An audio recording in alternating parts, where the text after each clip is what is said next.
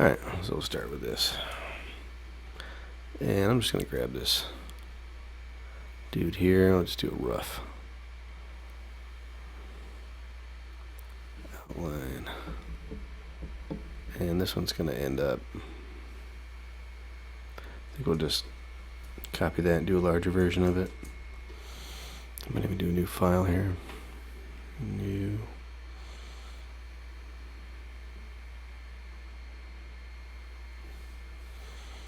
I'll do inches 600.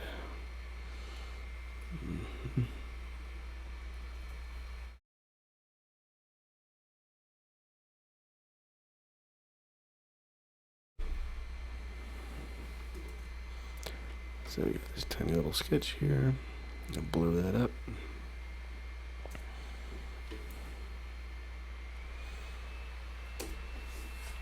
Okay.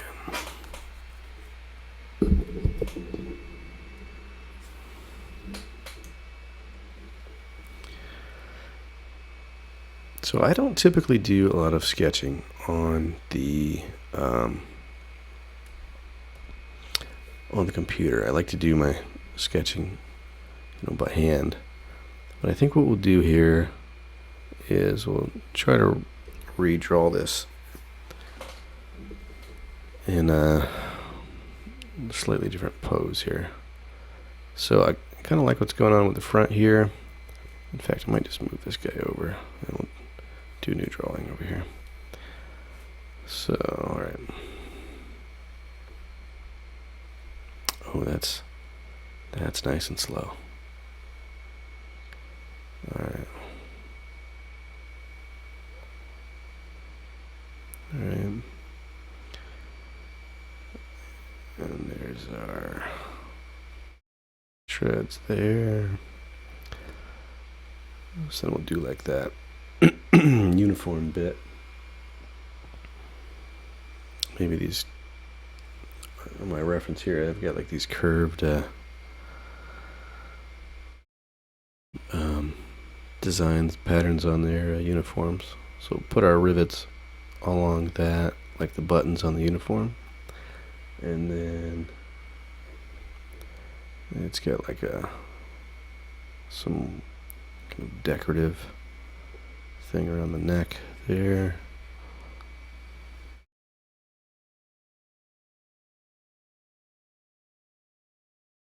And then there's like a belt.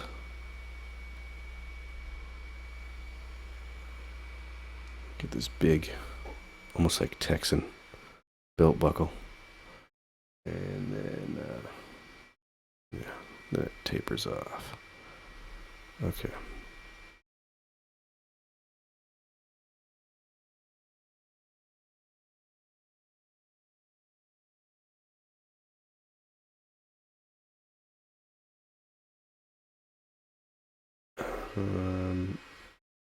Now these like Dragoons, they've all got like backpacks. I don't know that I want to do that. We can try it. We might have to remove that later, but a little backpack type thing on there. And let's see. It's got like little shoulder pads, little,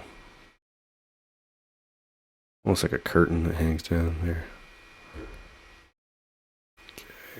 There.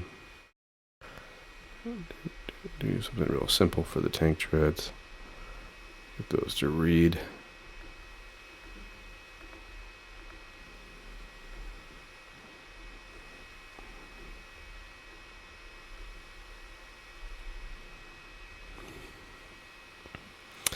And we'll just do the turret separately. So I like this idea of like the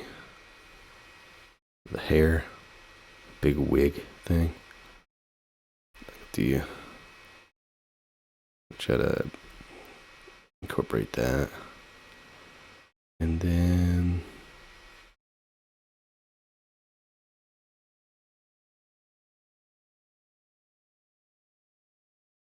I'm not totally sure what I had going on here. I think this was more like a camera sensor, and then this would be the turret.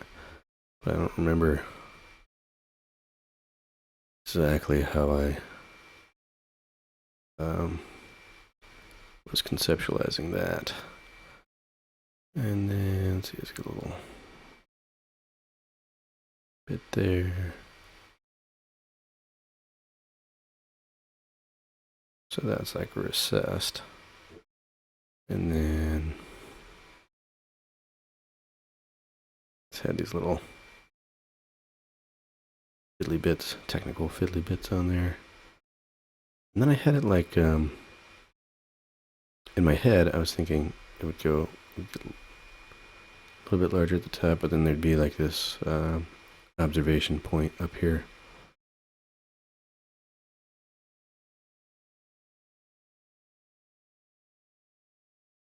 And of course, you got to figure out the back and what's going on back there. All right, so I think that's a workable sketch, and then we can start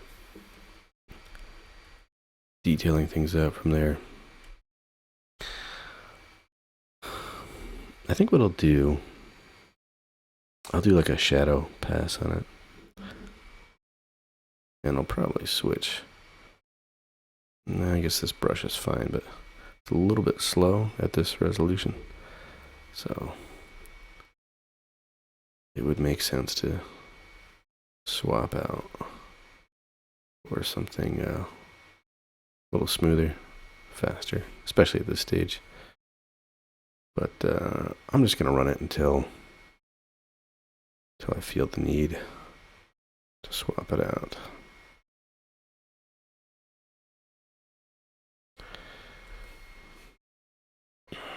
Now the trick is that, you know, Photoshop will catch up. You don't get that immediate feedback, which is not helpful. But if you kind of know where you're going with things, it works out.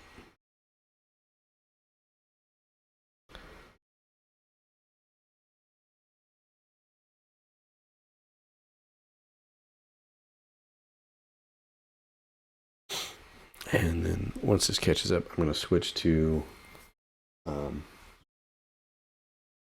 over to a faster brush that has some opacity in the pressure.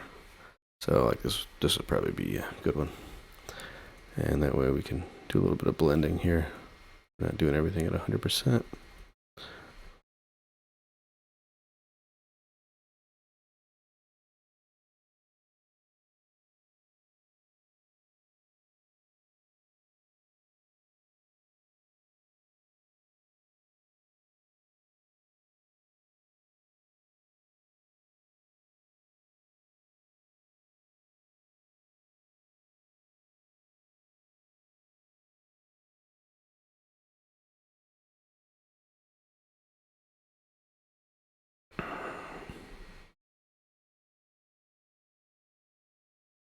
Now, of course, you could be considering how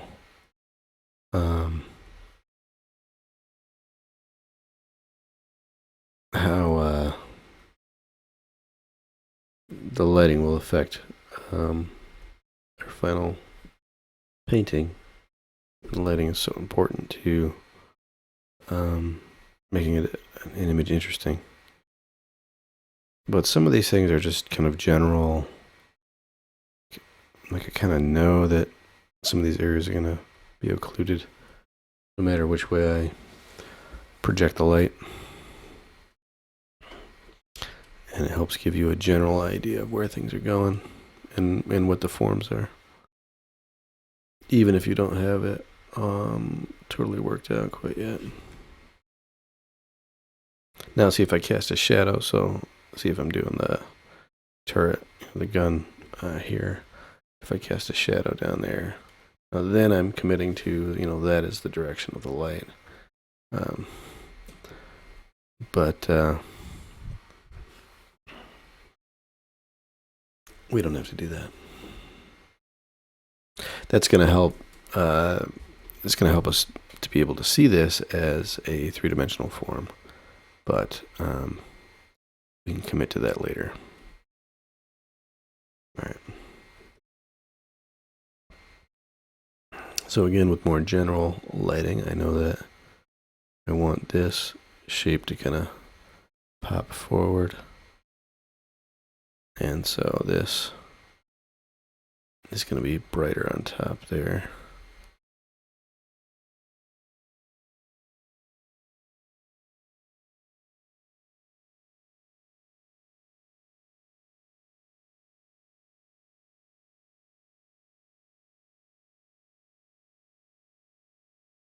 And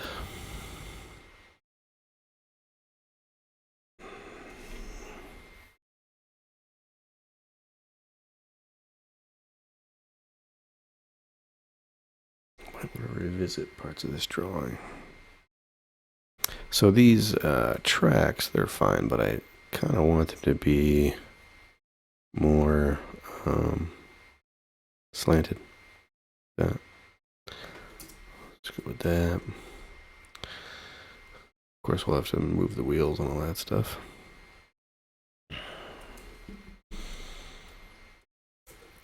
But yeah, typically when I'm doing something like this, it's funny because I'll work different ways. You know, if I'm working with marker, for example, I'll start really light. I'll do something really light, and then I'll build up darker and darker and darker and darker.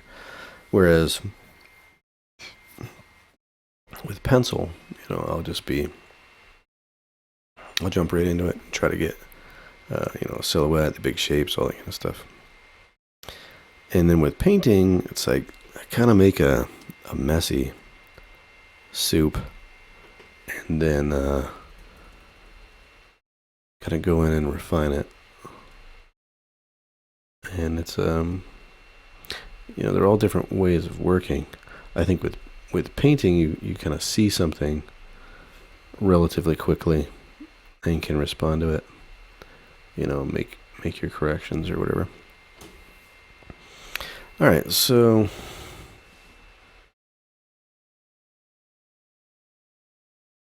I don't know. I don't love it. It's okay. It's more descriptive than it is anything else. And what I mean by that is just this angle isn't giving us much more than the idea of the form. Excuse me. So we might try another drawing. That's like a little more in action.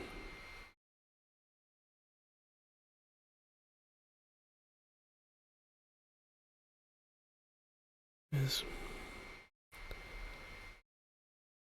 So this will be a little more dynamic to,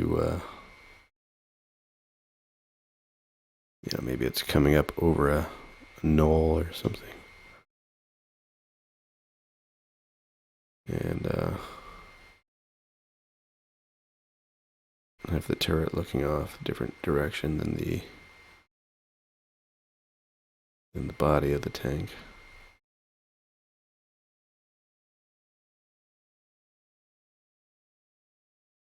And I'll probably have to grab that and shift that over because it's not quite lined up with where I imagine that would be. Actually, let's just grab the whole thing, move it down.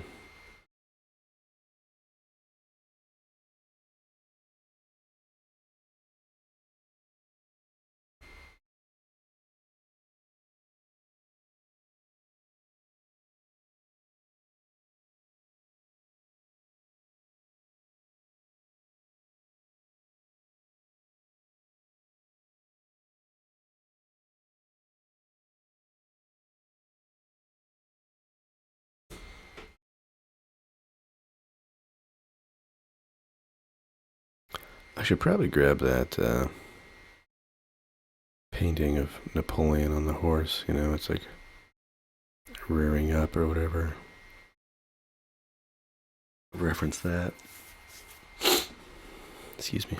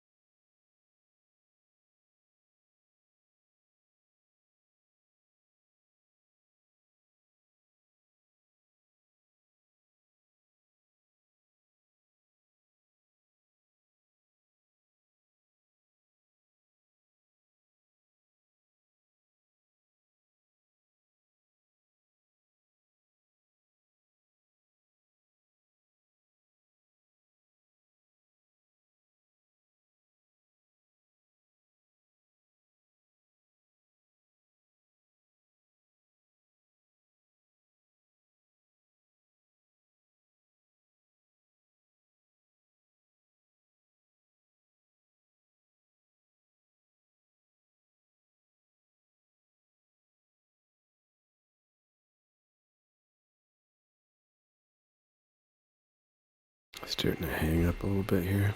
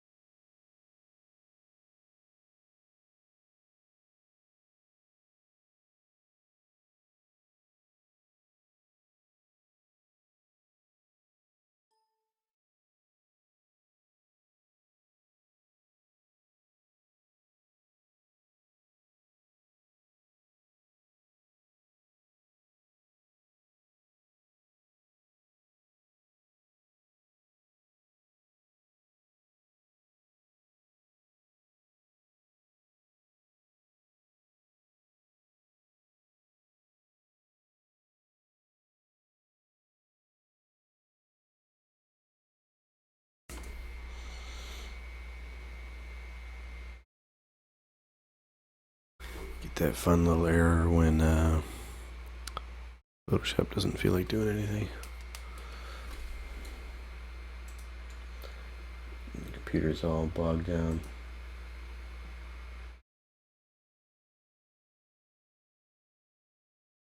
All right.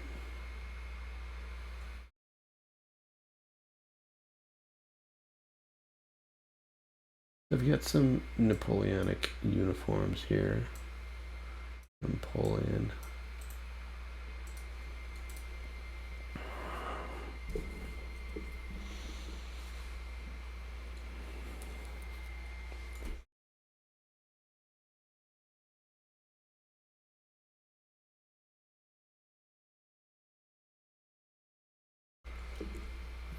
Let's see.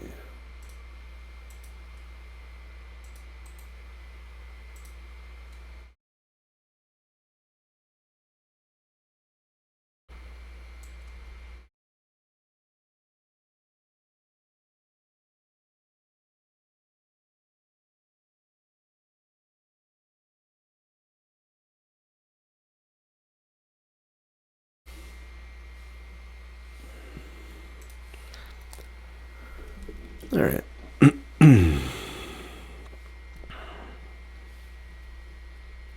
So yeah, I think I'll borrow some elements from here. I like these bars across here, and I should probably do a little bit of study to learn what these what the whole theory was behind these uniforms. Um, but, but that is the idea. All right, so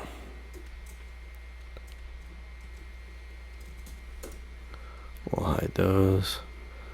Get back to our drawing.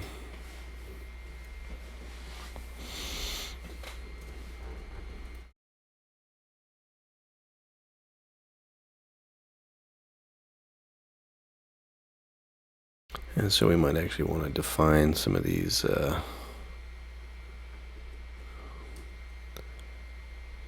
angles here. So here's the track. Comes up here.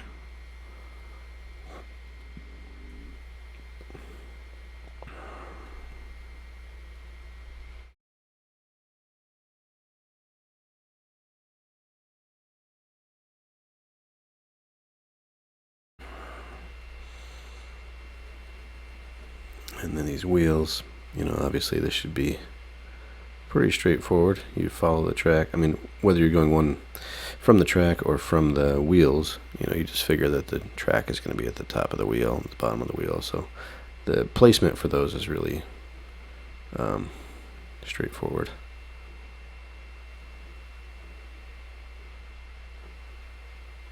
Okay. And start getting in some of those designs from the uniform.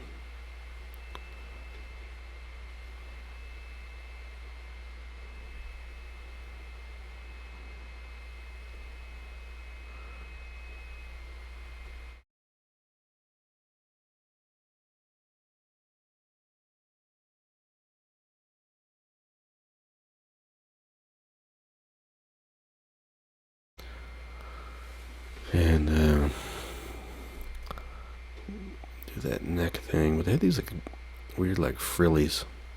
Know what I'm talking about? What are those called? Those like frilly neck things they had going on. Alright.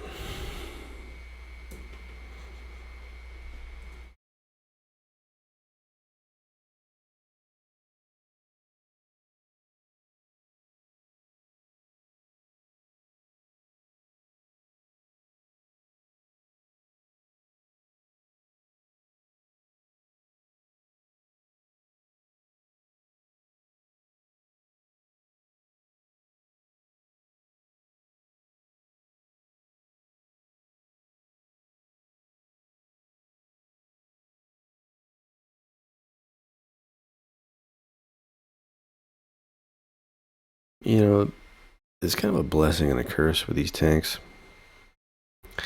Is that you know, they're not perfectly representative. You know what I mean? Like they're a mashup of ideas, and they don't have to look exactly like a Sherman or a T-34 or something like that. So you can get away with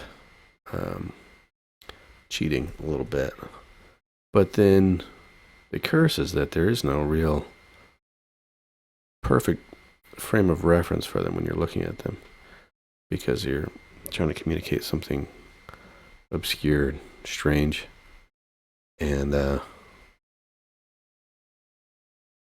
can make it difficult to communicate exactly the idea that you're trying to put out there.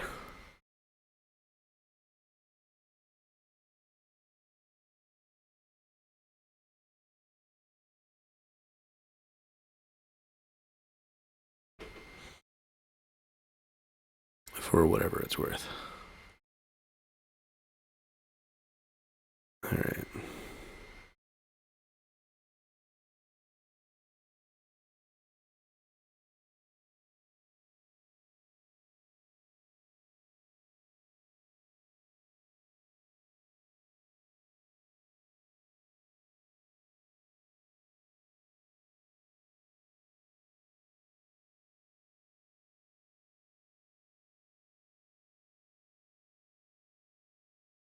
This probably should be bothering me more than it is.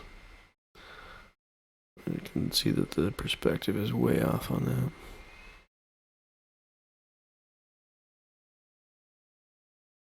But for whatever reason, it doesn't bother me that much.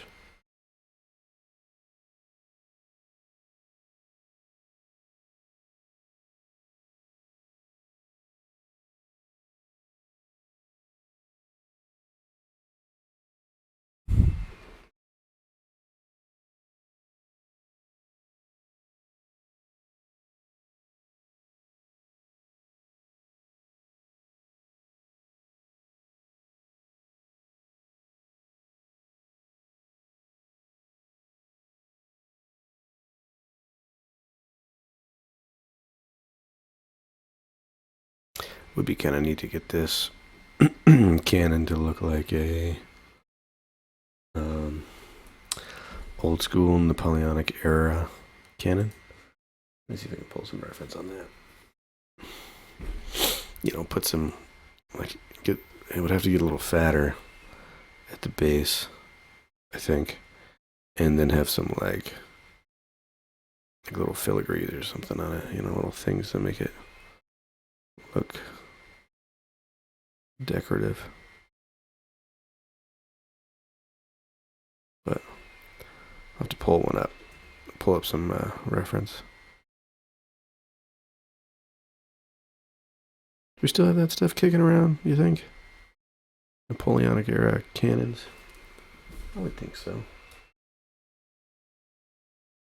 Some museum.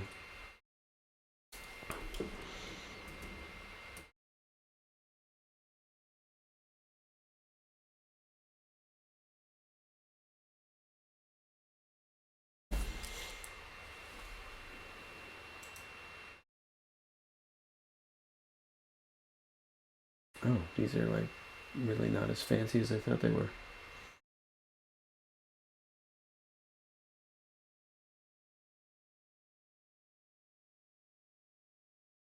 And they're actually pretty crude looking.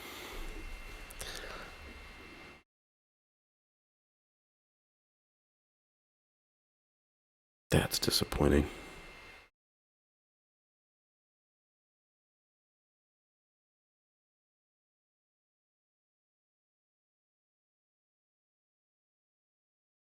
We'll come back to all this stuff. Clean it up later.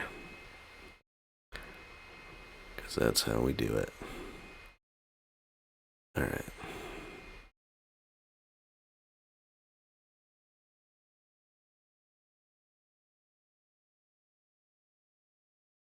We go a little bit larger down here at the base.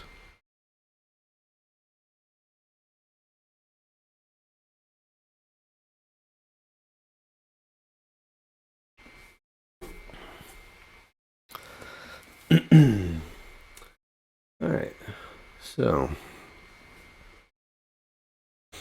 these shoulder pads, it might be kind of interesting.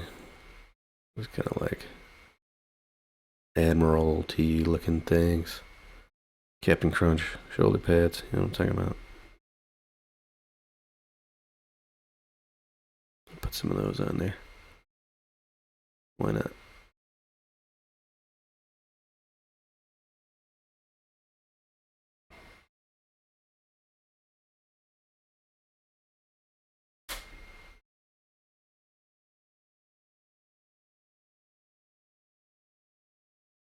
Let's see, go back to our drawing idea of having this like big belt. It's gonna be like brass with some like depiction of some great battle or something. And then the belt goes across. And then bottom of the tank. And so I want to show that it's like cresting a hill here. Or like coming to a drop off. So I'm trying to get this shadow in. With a little bit of a edge underneath.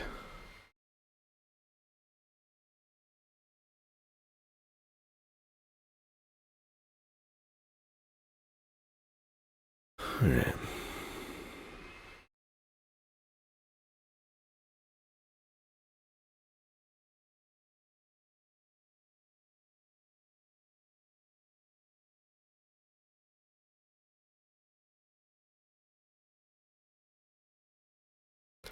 And I'm just cleaning up some of these angles here on these little smoke canisters here.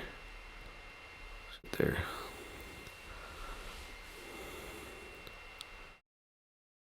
more descriptive of the form.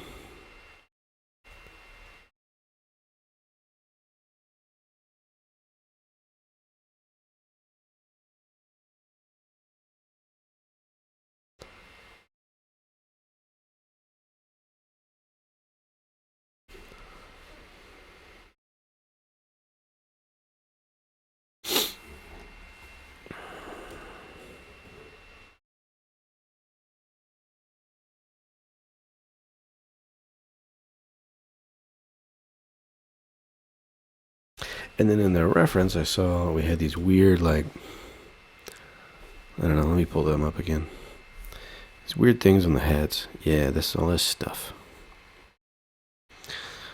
Little jingle jangles, whatever you want to call that. And so, I think I might put a feather on top, and then, you know, like over this observatory turret thing. And then, put all this symbolism and decorative stuff in around that. First, let me clean up this background a little bit. And by clean up, I mean probably make it worse. In a good way. More muddy, messy. less representational.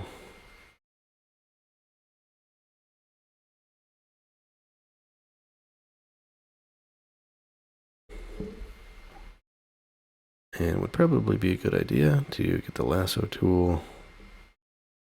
I'll lasso out my everything that I want to save here.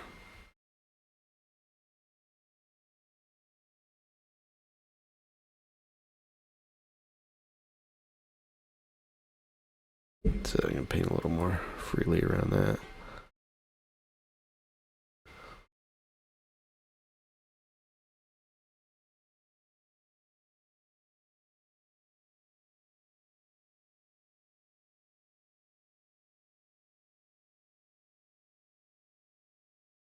There we go.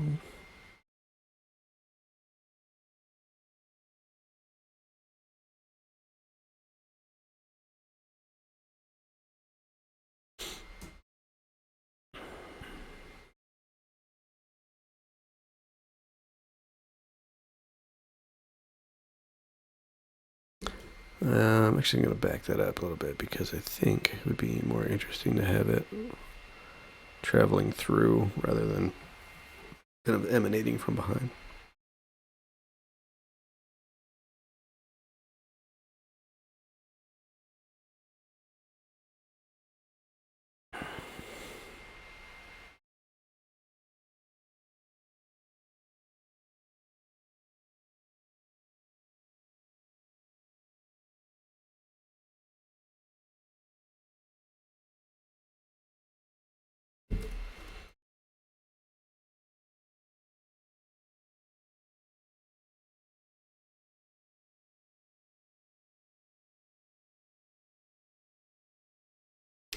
I feel bad. This is like really chugging tonight. The computer's not wanting to keep up. And then, of course, as a consequence of the scale that I'm working, all the tank images I've been trying to do at a scale for print, and of course that slows everything down. So, if you want to support the Eric Elwell New Computer Fund, somebody can get that going. But in the meantime, we're just going to have to deal with the chug.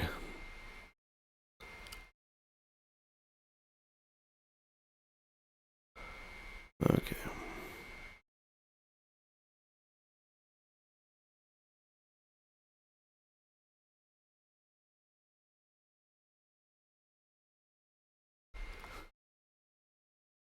All right, and I should probably do the right thing and cut this out so that it's a separate layer. That would probably be the right thing to do. So I'll do Control-Shift-I. That'll invert my selection. And then I'm just going to start cutting away at a lot of this other stuff here.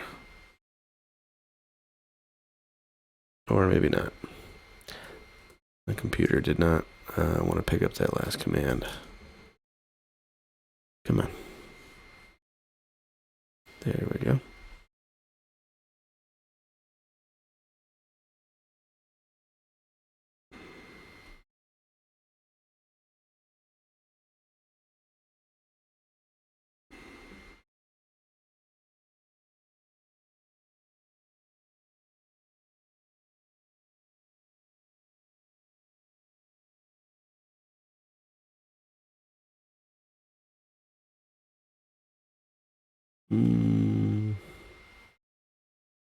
Yeah, we can clean up that edge later. Alright, so we're going to do Control-Shift-C and Control-V. So we've pulled that out as our drawing. Grab a drink here.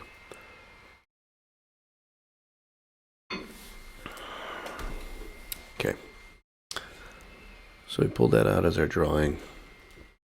I can control-click that and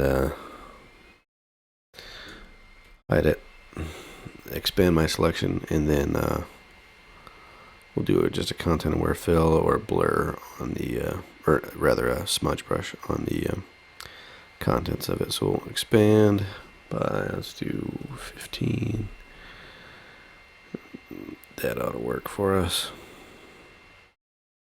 once it decides to actually do it.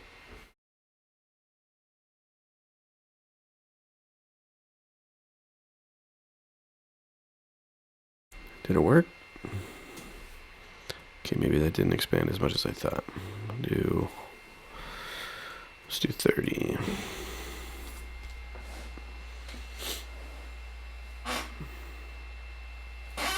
And we might have to grab a few areas as well.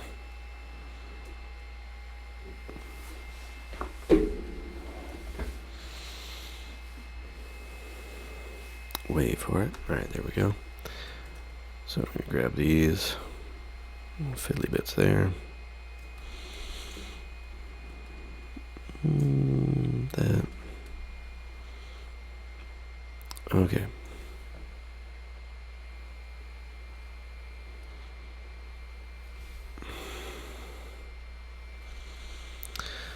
So, well, let's see. Let's do a new. We're just going to fill this all in. So, new solid color. Set it to white. That is not what we want. I suppose we could do a gray.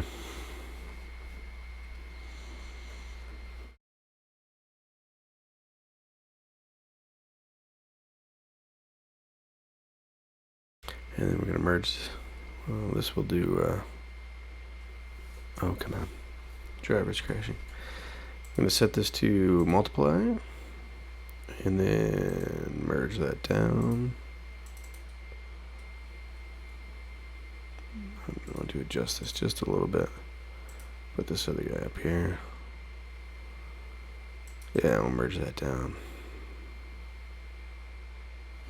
Why is that not an option? There we go. Merge layers. And so then this is what we've got, and we're going to do Shift F5 for content aware fill. Hit OK, and then that's going to try to erase out the selection that we have. And that's just Photoshop trying to figure that out, and then we'll clean it up a little bit manually.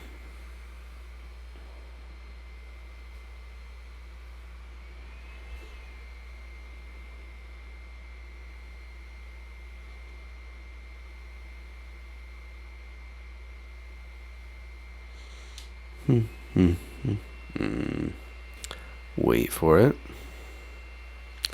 Wait.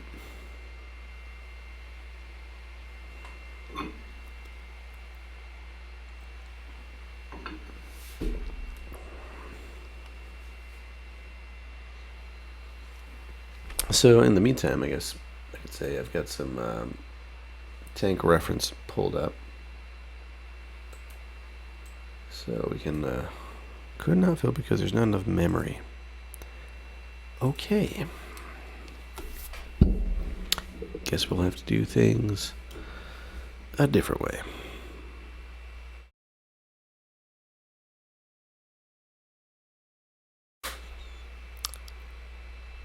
Right, so I've got some tank reference, and that should help us get a nice mix of kind of the goofy ideas with more believable elements. So now what I'm doing, because the content aware fill would not work, because I don't have enough RAM apparently, is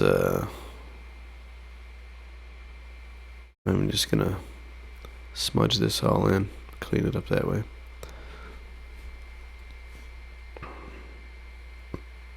Now you don't really need to have the selection active. Excuse me. The reason for that is simply to keep the current background that I have from getting tampered with too much. But when it comes to it, we can drop that selection and just paint right on it, and that will be fine. In fact, that is what I'm going to do now that I've got the edges in from the original.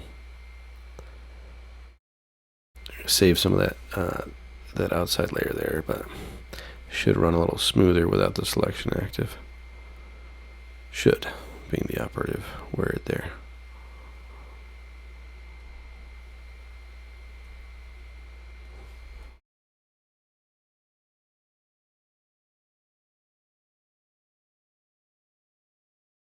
And of course we don't need to spend too much time on this because we're not going to really see it unless we make decisions later to move this around, which we might.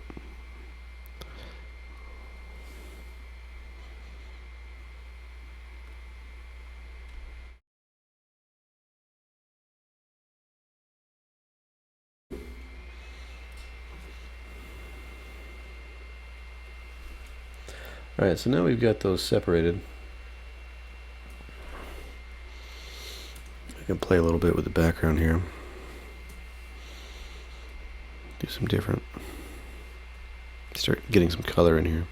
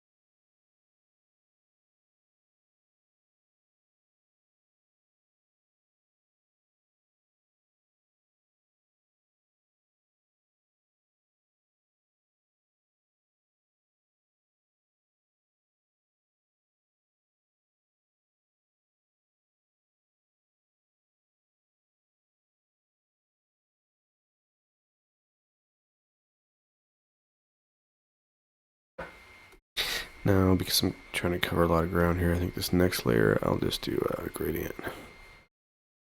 And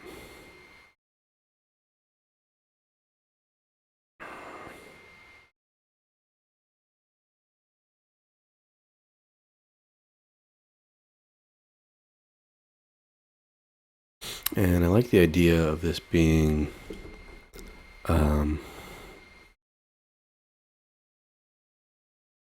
kind of this, not necessarily grim, but these, this big kind of ominous storm cloud going on behind him, and then kind of these off colors, these yellows and greens. Try to keep it in that range, and then we'll probably, I'm thinking, we might change, but I'm thinking going with kind of the French Napoleonic colors for the tank.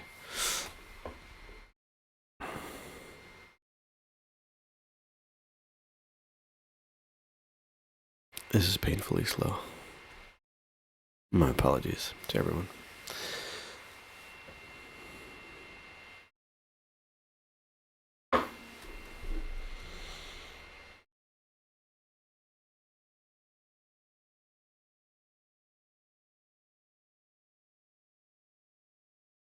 And the clouds, I mean, I think we can get in the ballpark tonight, but I will probably come back and really play with those. That kind of thing, you can go back and forth and really just try to design visually what would be interesting. Because clouds take so many different forms that it doesn't have to be perfectly true to something we're familiar with. I mean, it has to follow the same general rules, but yeah, you can really play with them to your compositional advantage.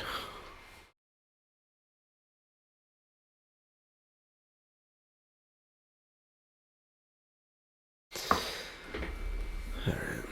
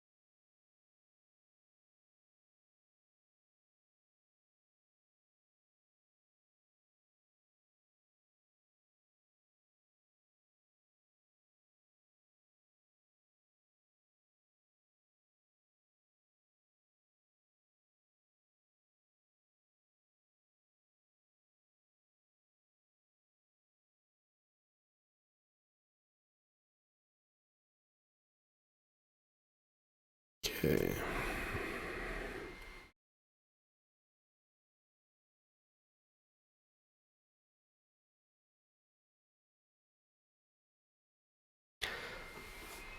I'm going to fill in some of this empty space here in the foreground.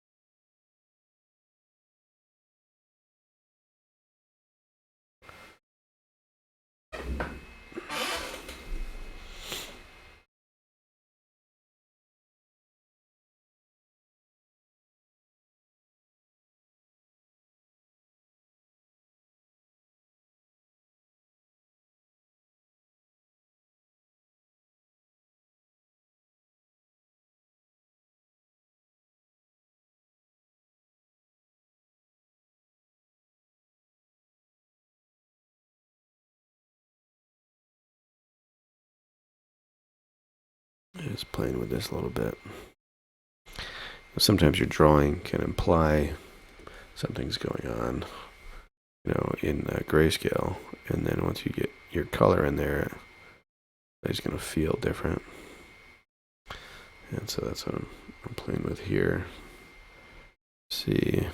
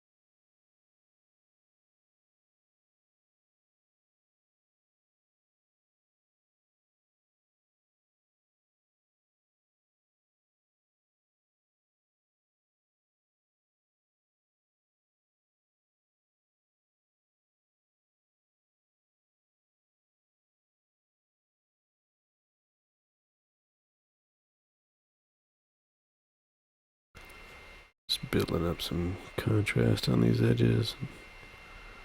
Break it up a little bit.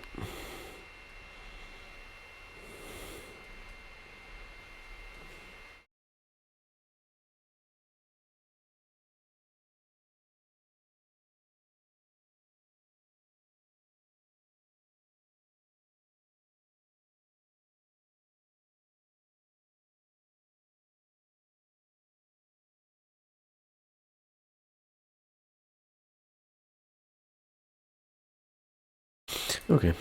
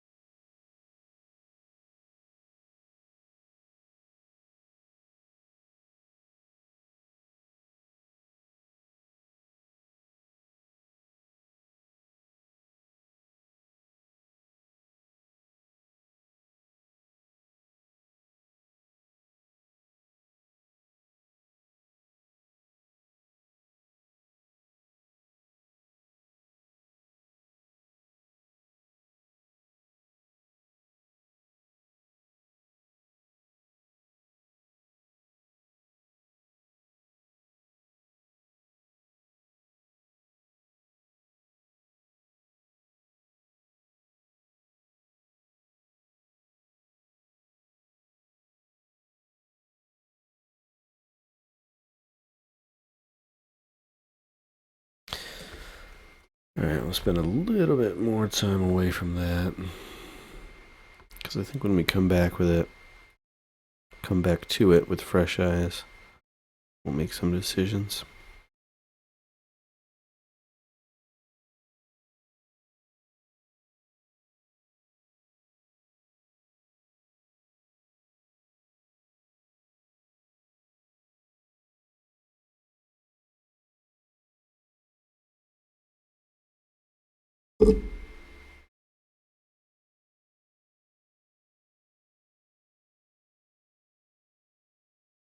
And I had this idea of this like cannonball here.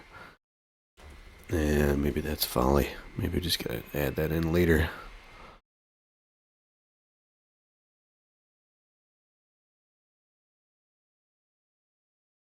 Where it would make more sense in the composition.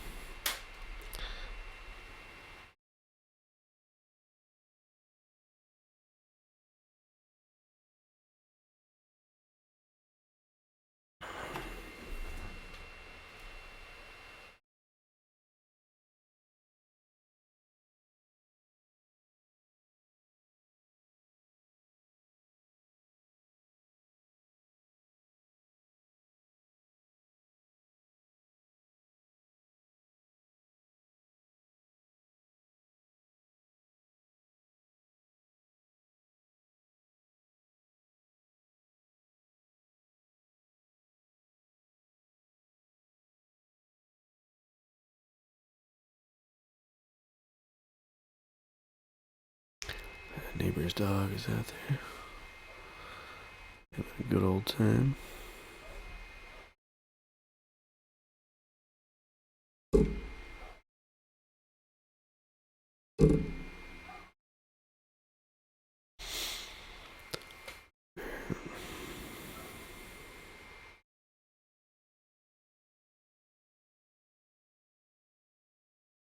Blend some of these colors together.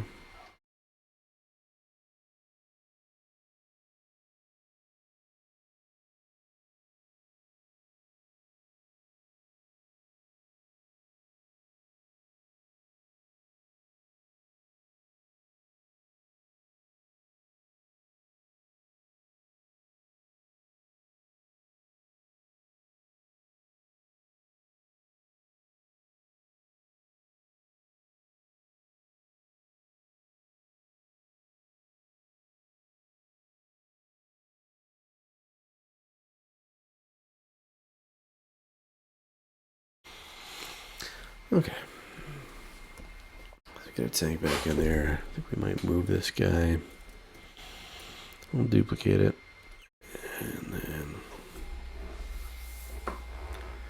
play around with the orientation of it. Definitely, I think could get a little more extreme on the perspective on the body. It's not quite mirroring the same extreme perspective of the turret.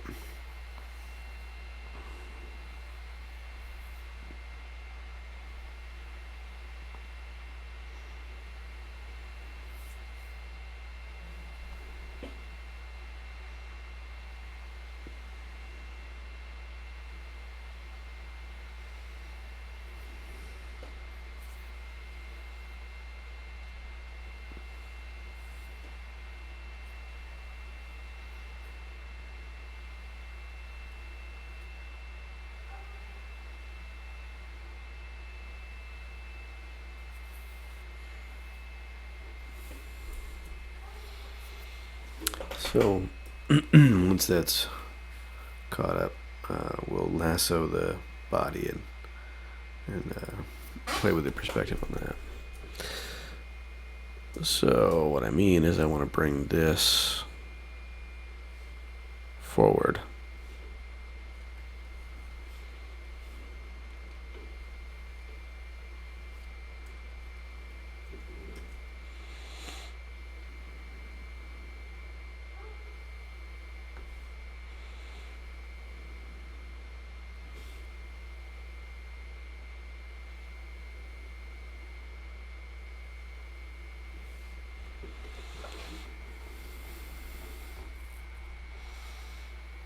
On this corner, and this should recede.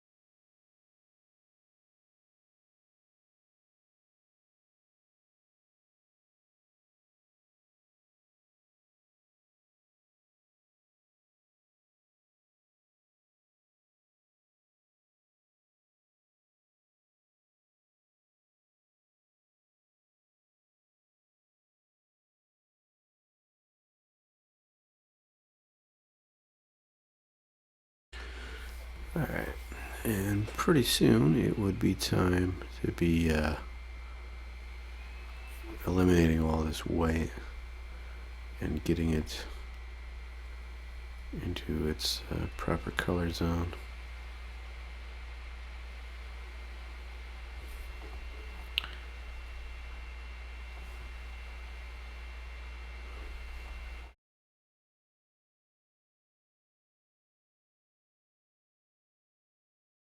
So let's do that.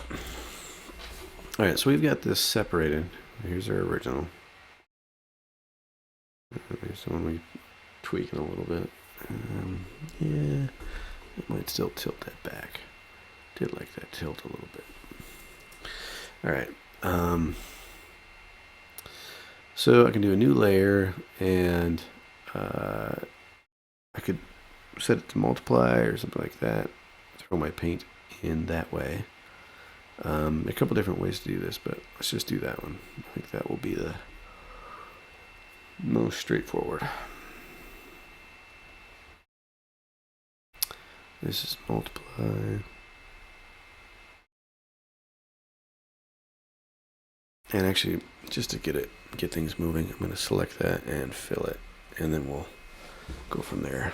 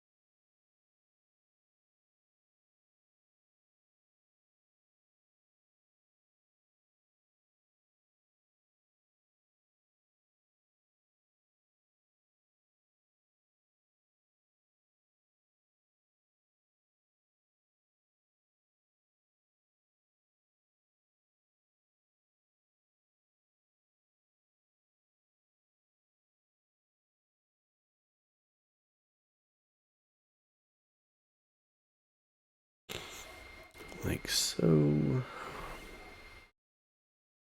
Do our white. I'll do like an off-white. The hair. Let's go a little bit darker with that.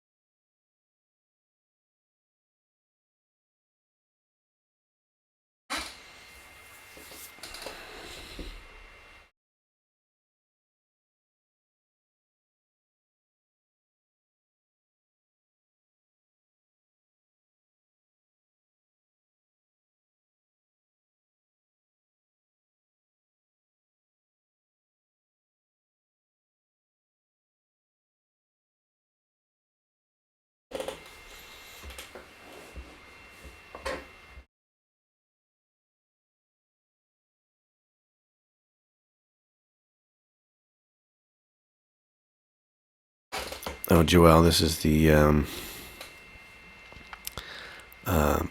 French Napoleonic era tank. That's the idea there. Sorry I haven't done your Zulu warrior. I didn't know if I was up to it tonight. Thought I'd kind of botch it.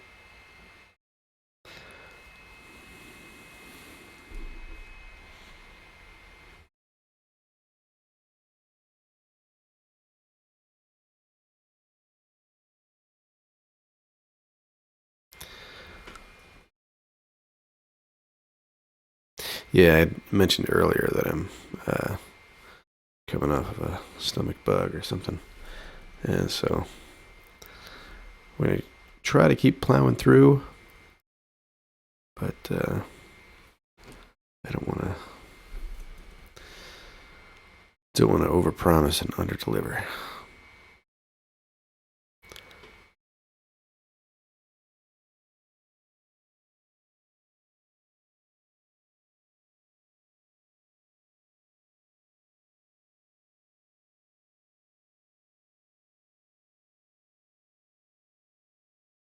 So at this stage, we can actually do quite a bit of playing around. You know, you get that base laid in, so we can kind of just experiment with color.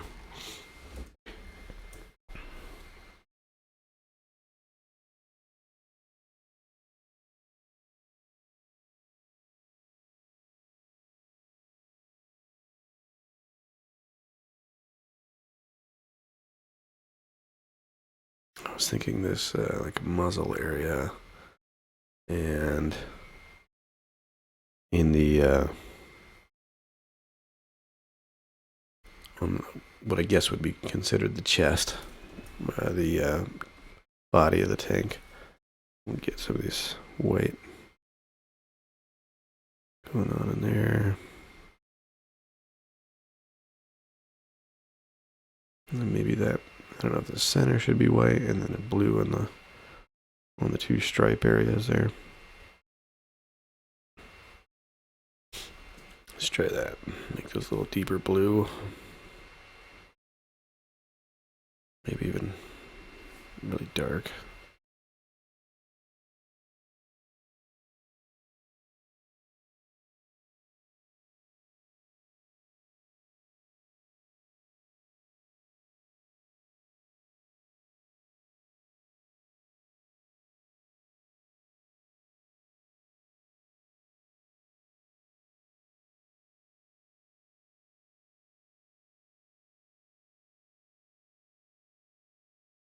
And then I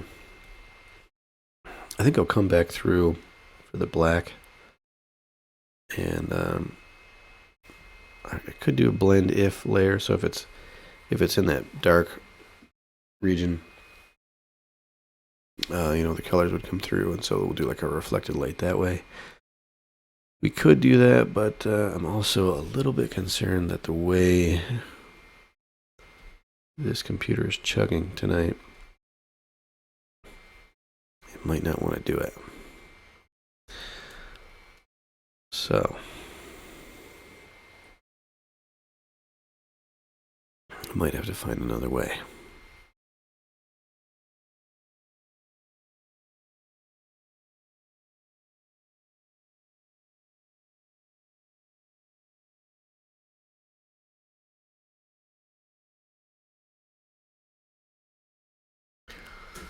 And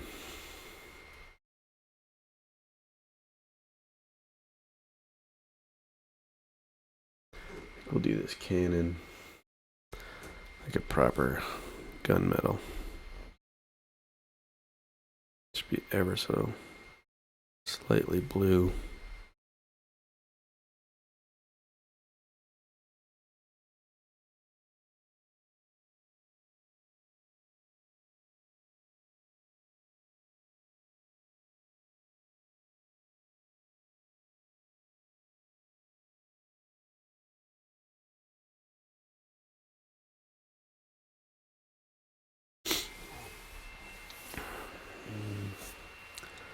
Then we'll have to soften that up there.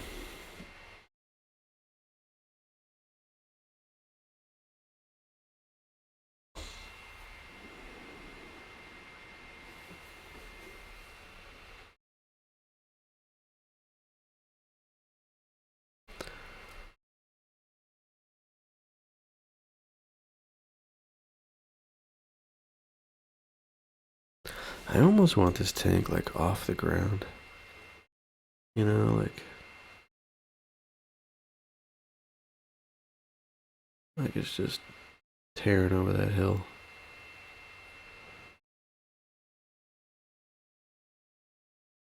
Suppose we can play with that some more, but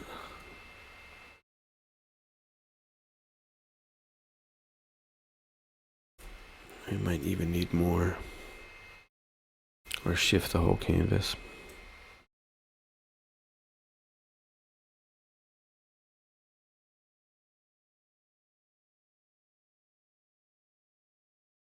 So I like the kind of the triangle hero pose thing where it's compositionally it's the center top So you're kind of looking up at him. So I don't want to mess with that too much. But I do want to have like a little feather on his hat here. That could be cool to have this. Like, you know, billowing in the wind. And maybe we could take that out of frame. Bring it back in.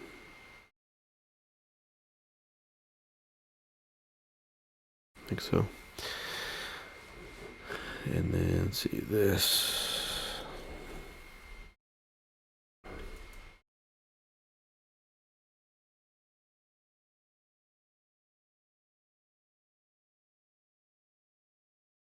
Fill that in.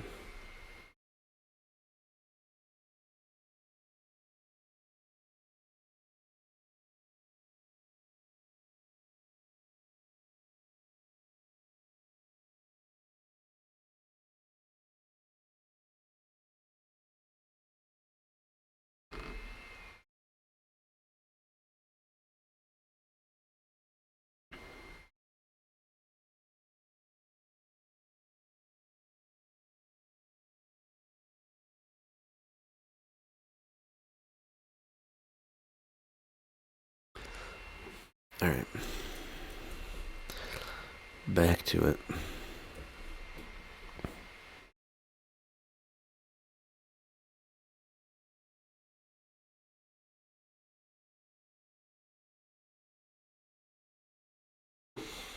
Okay. So we'll just do a new layer. Instead of doing the blend if thing, I'm just gonna paint right over it with no blending options on it. I think that's probably the best way. We'll do a green on the ground. I need a soft brush here.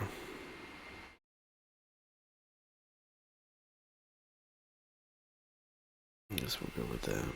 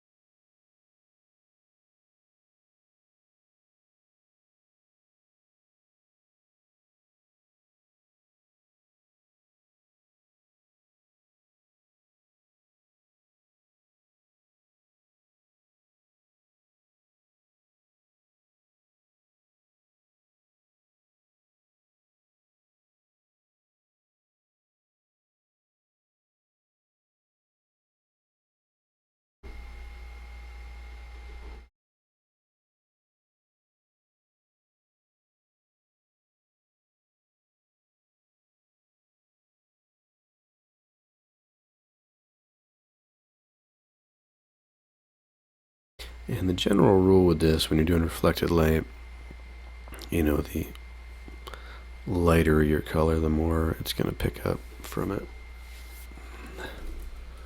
So my whites are going to end up looking more green than, you know, the blues. You're going to do a little bit of mixing there to get the colors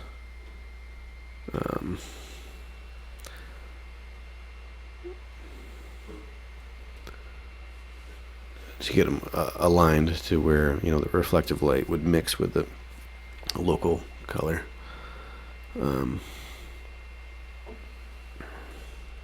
But yeah, so that your white, obviously, because it's brighter and because it has less kind of a local hue to it, is going to grab more of that, more of this, and reflect it.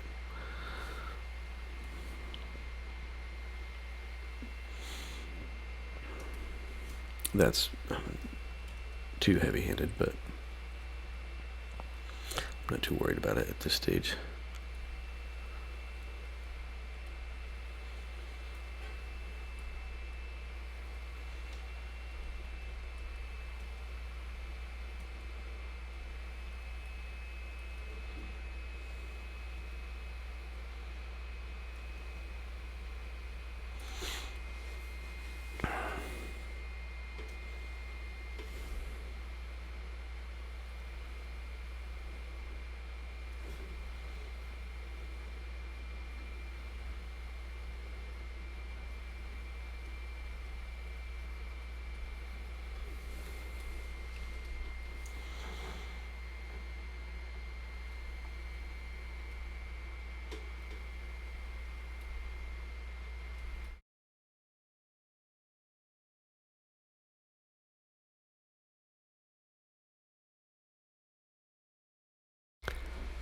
Yeah, I don't think we'll have time to get to that Zulu warrior tonight.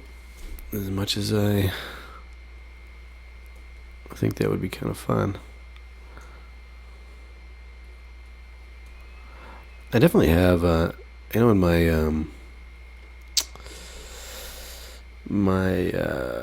I got a Pinterest board that has all these, different references that I'm interested in. I know I've got a handful of reference of Zulu stuff, as well as I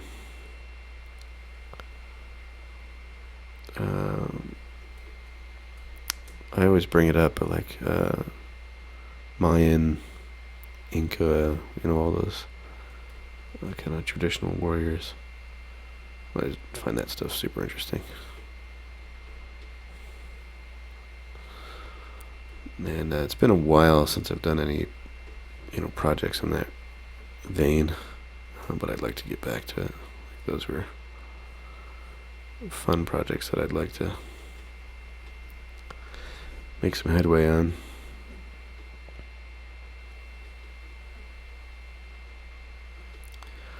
Of course, I'm trying to take it one project at a time, so that I'm not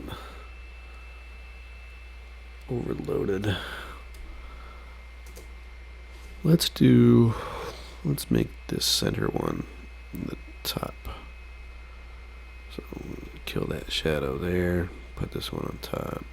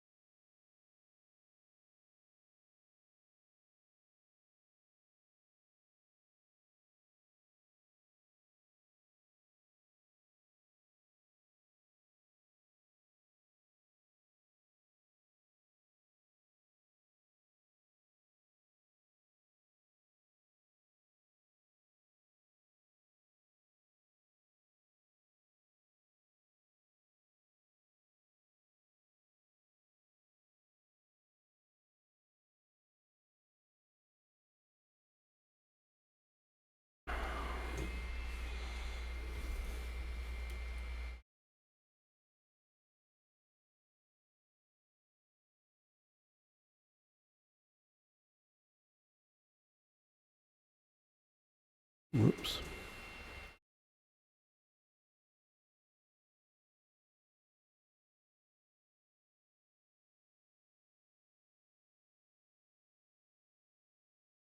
Here we go. Alright, and at some point I should probably determine where my light source is and do this thing properly. At some point.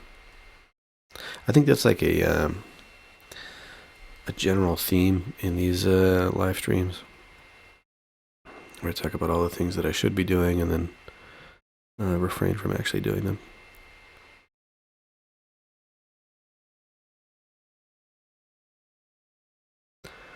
Like, yeah, it'd probably be a good idea to know where the light is. Maybe a good idea to have some reference.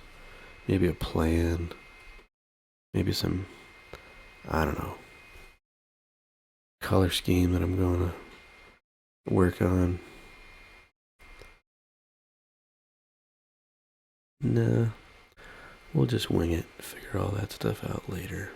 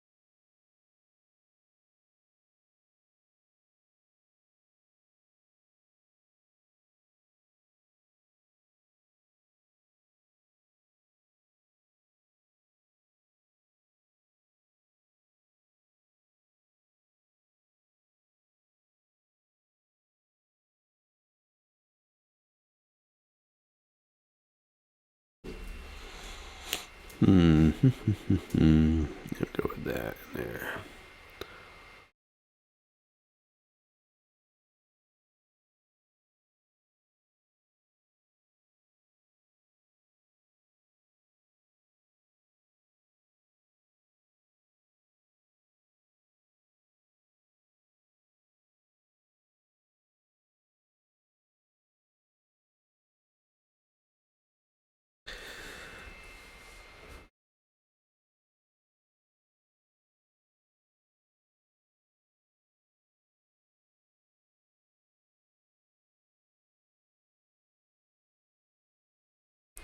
Working on those Captain Crunch shoulder pads.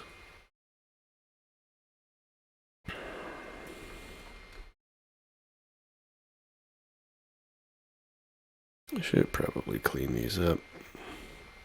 Might be a good idea to get like a proper circle.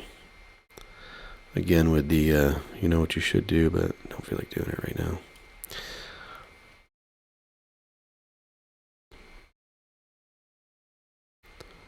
Could blame this on being sick, but I'm pretty sure I'm this way all the time. Nah, I don't feel like it. Alright, let's see.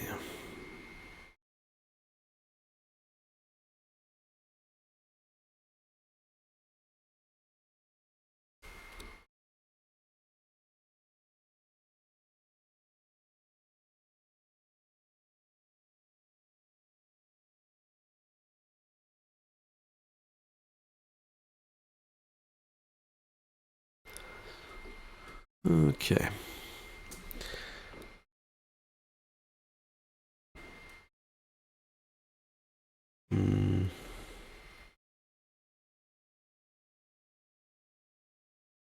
That blue. And then this red is not really quite red, is it?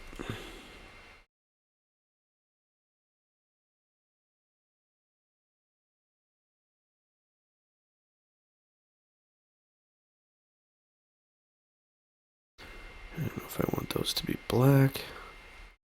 We can try the white. Let's zoom out first. This is almost more like a Prussian uniform, I think. Not that I know anything about that era, but I like to pretend that I know things. So we'll call it Prussian.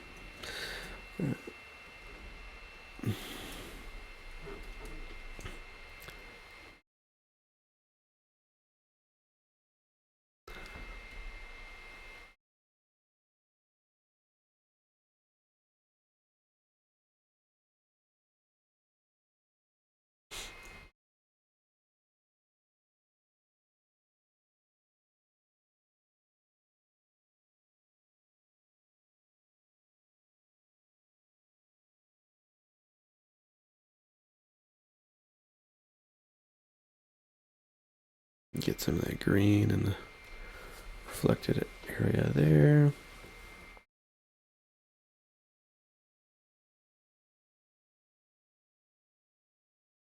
I've been thinking about these wheels for a little bit, but I don't know if I'm quite ready to jump into it.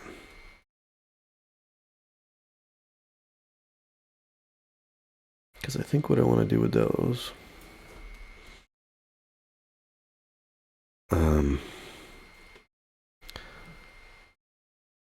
to get that kind of gold metal look.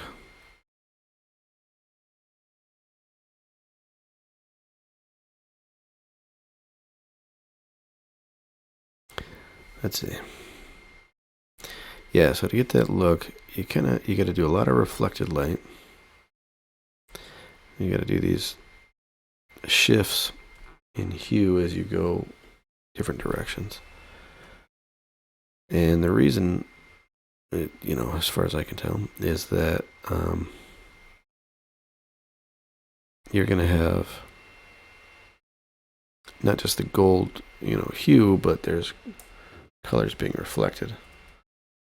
And so if you're going to put light, like this on either side of it, something like that. And maybe if we go with like a warm on the rim, and then transition that to green reflection. And then we put that up here as well. And I put a little bit next to this. You get some interesting, like going for like high contrast when you're dealing with metal. I mean, obviously you can take it way over the top, and I probably will.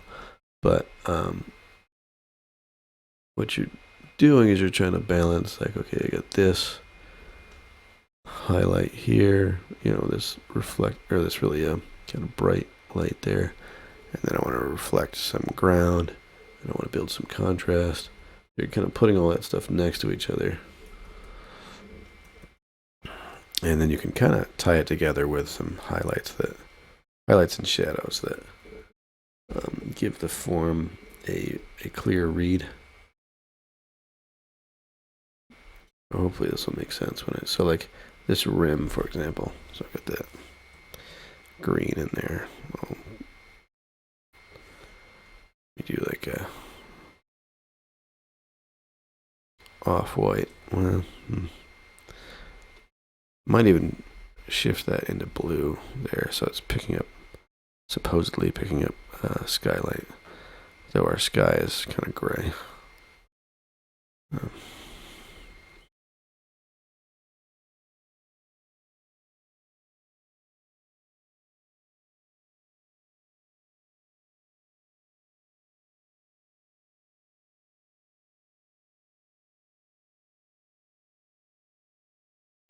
And then on the inside, we'll put that green in there.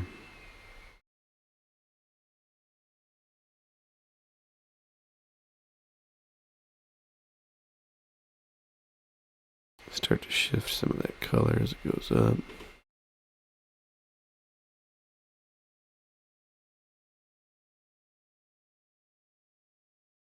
And then I think what this needs, overall, I think it should be brighter as it comes towards us. A little darker as it recedes.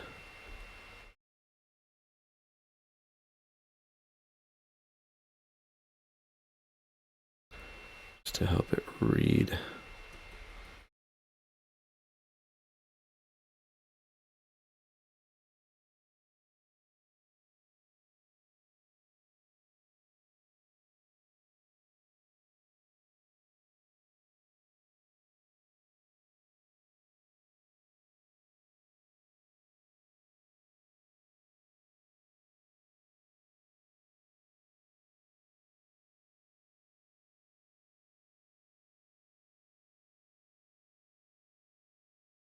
Hmm.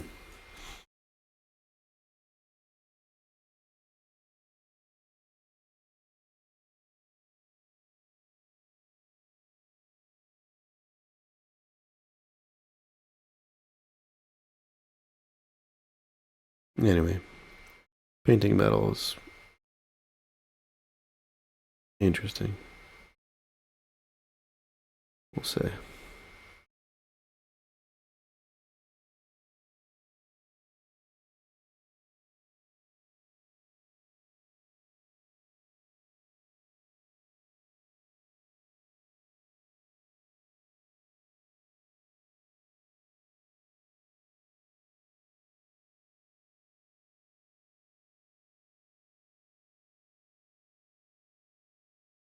I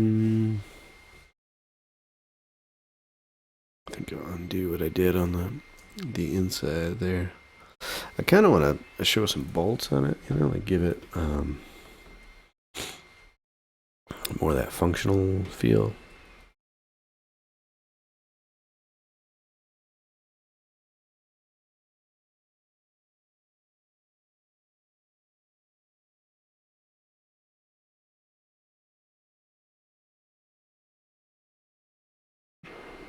Like, just some bolts in there.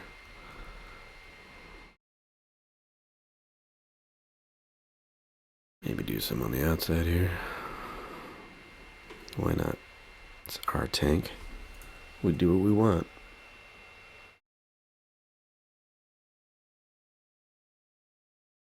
Alright, these ones on the inside are just too strong. That's all.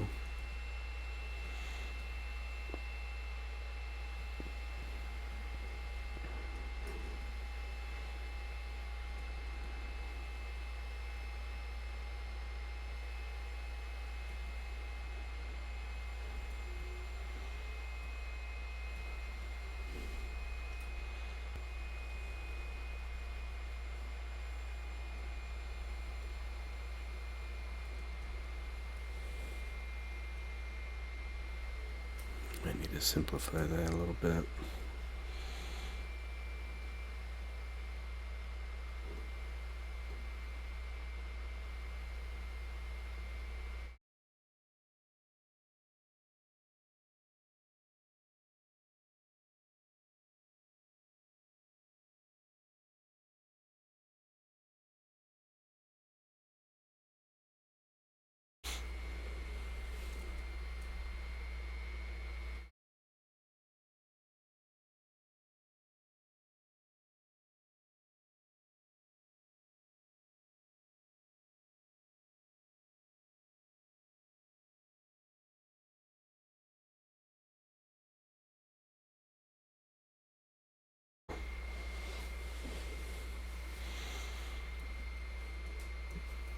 Getting all hung up on the details.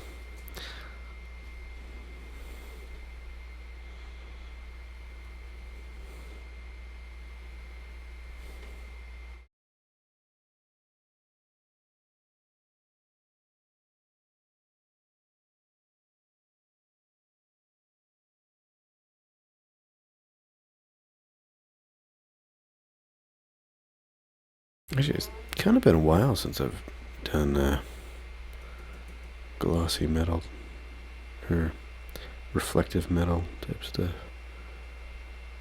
I did it quite a bit with Realm of Empires, the medieval game. Lots of armor and gold and stuff like that. But yeah, I can't say that I do it a lot now with my recent work.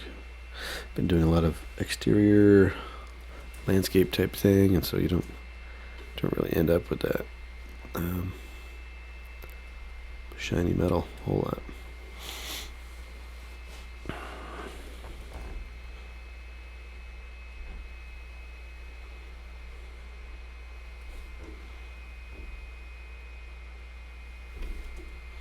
Gotta fix that first one there.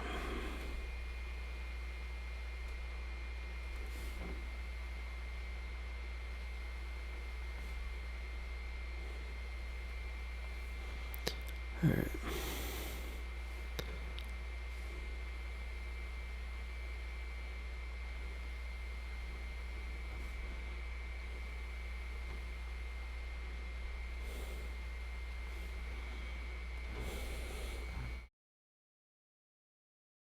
So I think the important thing with any kind of gold or reflective material is that if you're on the same plane, you want to carry through your highlights. So if this is coming through like this, I want to pick that up there, here. You know what I'm saying? So that this is all one, reads as one kind of like this, right? So if that's where the light's coming down.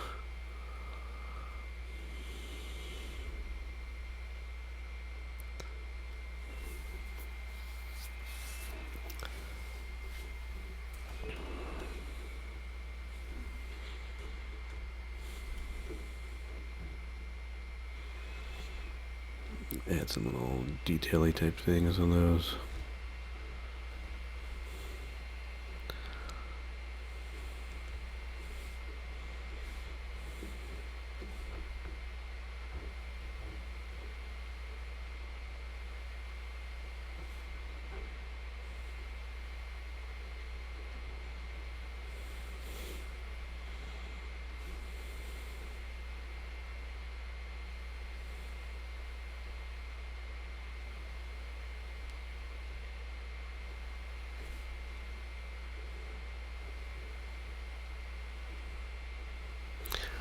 Edge highlight. I'm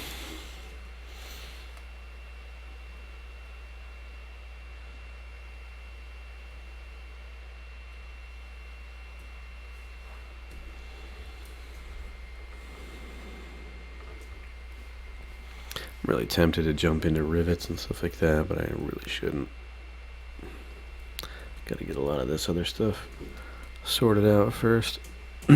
So I'm just going to be totally lame here and just copy this because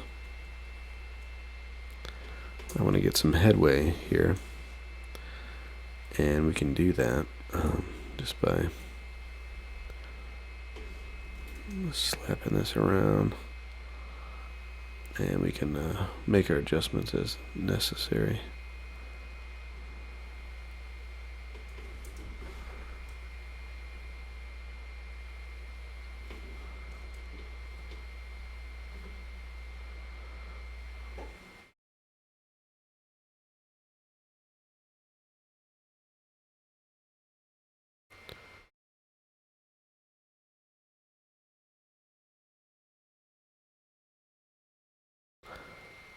I think that's about right. Maybe a little smaller.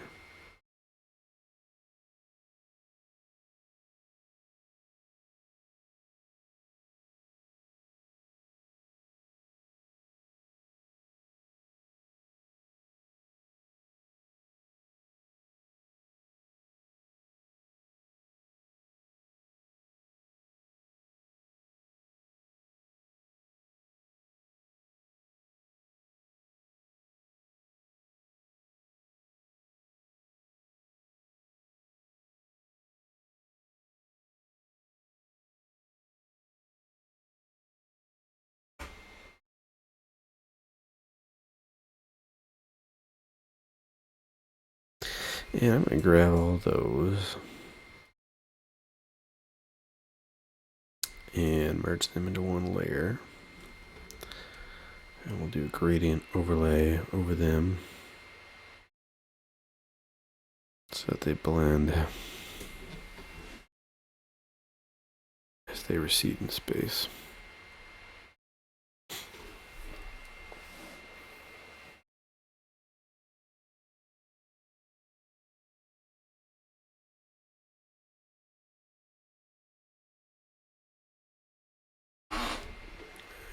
I'll set this to multiply.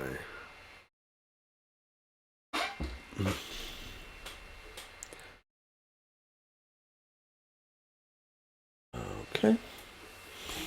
Then I suppose I should figure out the tracks. The tracks should look like they're somehow...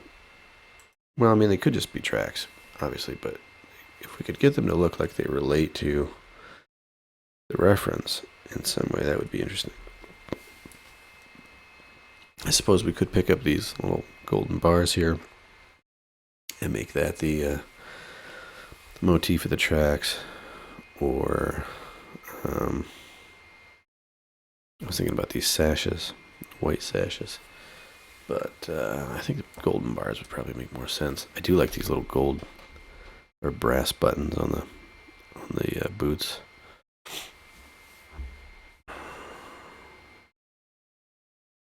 Yeah, so maybe something like that.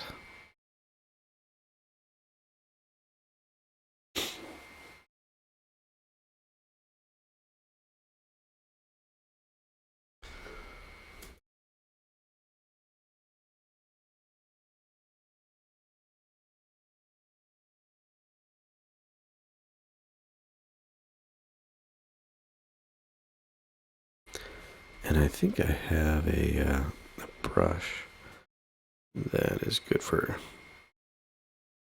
tracks. Made so many.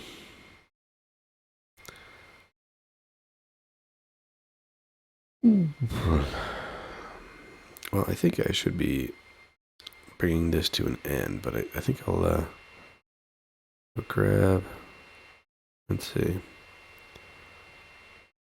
there's a block pattern.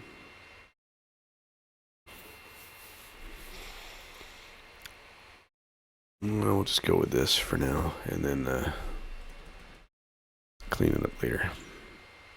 I feel like I've said that a million times.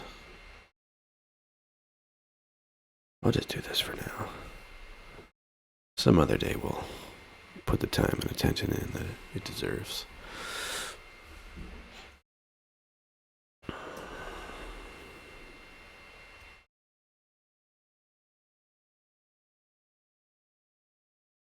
Whoops.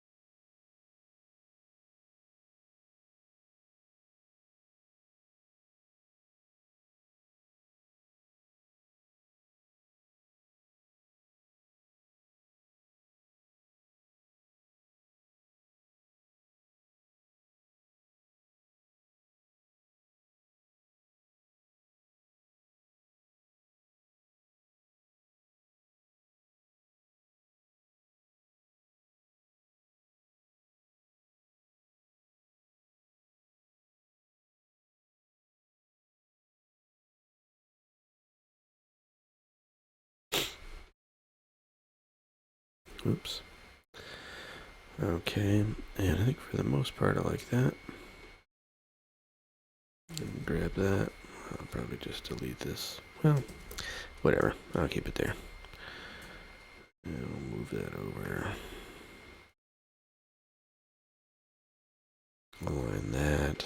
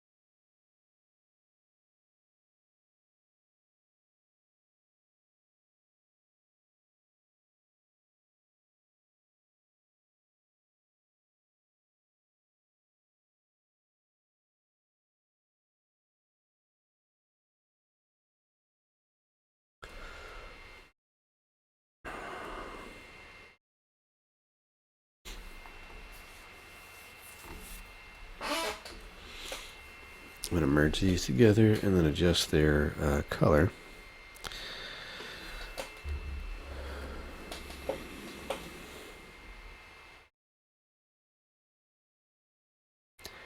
I wonder if I'm thinking like a black, so they need to be kind of just slightly off.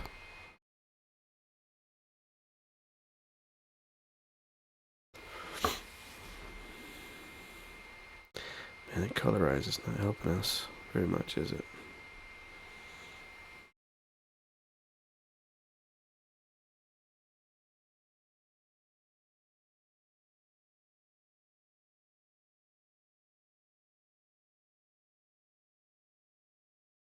Oh, you know what it is? So I was thinking the hue saturation layers, they don't work as well as I remember to get to adjust your lightness on your layer. But I realized recently that the reason for that is that I've been working in CMYK lately for print, and it acts differently in CMYK than it does in RGB.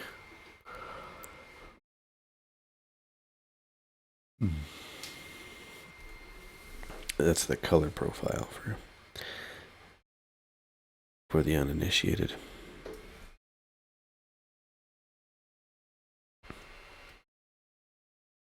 Okay.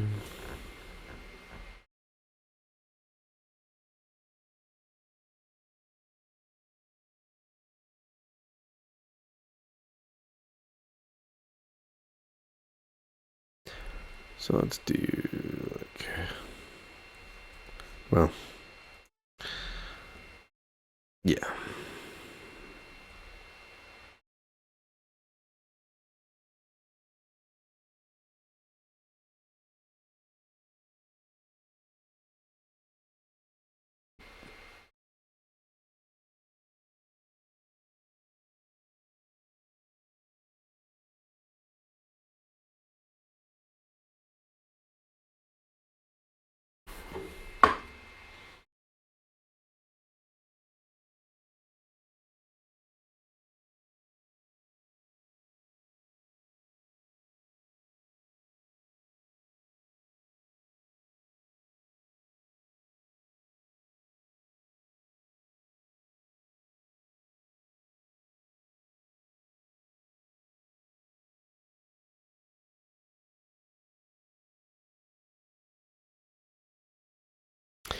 All right, so that's should be about what we need for our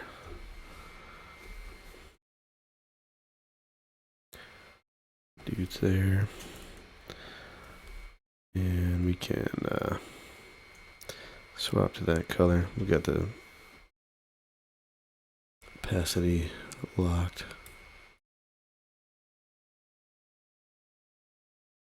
So we can paint over these without losing their location. Without getting too messy, is what I mean.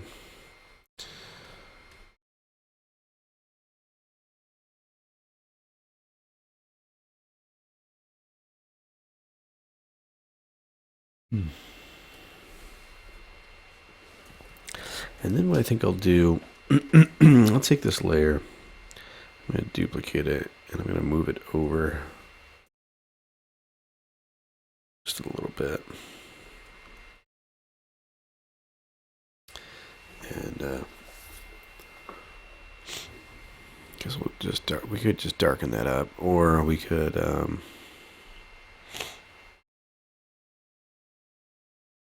actually put that color in there. Let's do that. I'm going to select that green and fill it. So then we zoom in here. I might actually just go ahead and grab this bright and we'll paint the tops of them like that. Now if I were feeling smart, but I'm not, what you could just do is do a layer style on there and do an inner shadow, set it to that color, and it would give you that kind of bright highlight at the top instead of painting them all in, but it's really not going to take that long, so excuse me, I'm just going to do it by hand.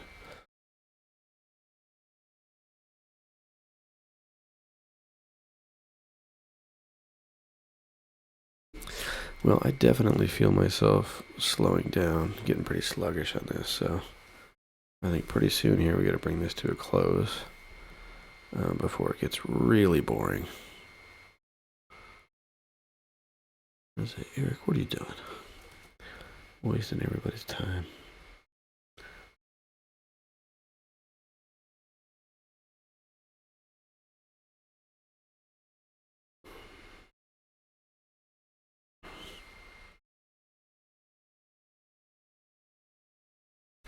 So when all else fails and you get to the end of a session, you can sometimes just add in like rim lights and gradients just to start playing with your color, playing with how light is hitting your object, and you can bring attention to different parts of your scene that way. So I'm going to do that as like a last ditch for tonight. All right. So what that would involve is I can take my whole object here. Let's see. What are these layers? Oh, that's the... Okay. Alright, so I'll take all this and I'll group this guy, and this will be the tank. And then I can do a new layer, pin that to it, and the quickest way is just to do overlay, so we'll just do that. And I'm going to change this to a soft round. Let's just be pretty straightforward to work with. Oh, there we go. And I'm going to set this to above middle gray, and you can tone it too if you want. So if you wanted it to be kind of a little bit bluish in the light, you could do that. You could do blue, or I might do like an orange. I'm going to do a greenish yellow in the shadows. And then select that layer and you just start painting over it. And what that overlay layer is going to do is where it's, what you're painting darker, it's going to push that darker. Light's going to be light, but basically it's above middle gray or below middle gray. So if you're below middle gray, it'll make it darker, even if it's a brighter color than what you're going on top of. And then if it's above middle gray, it'll make it brighter. Now, this is going to be slow on this computer while this is happening, so I might actually just unpin it, because whenever you have a layer pinned to a group, that's pretty heavy on Photoshop, which is not always noticeable if you have a pretty fast computer, but like mine, for example, is slow enough that that's going to be a problem.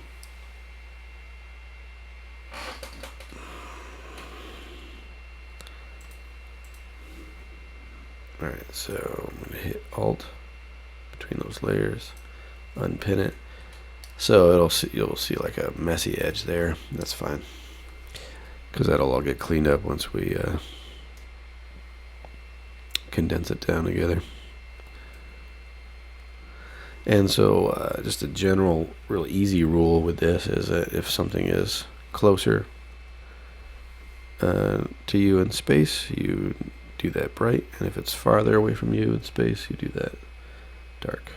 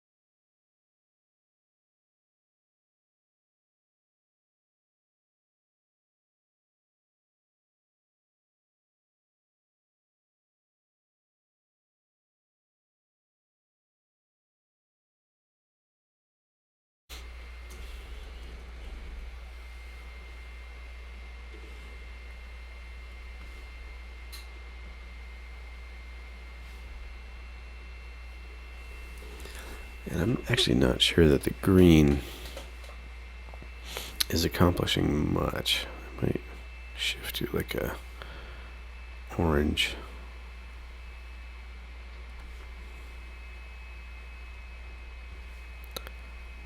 Brown.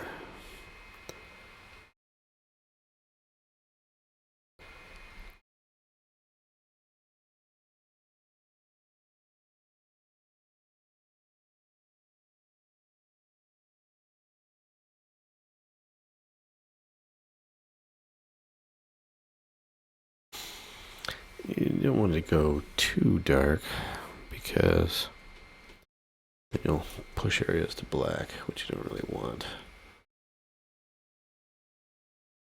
Alright, pin that down and then we can play with the opacity on it.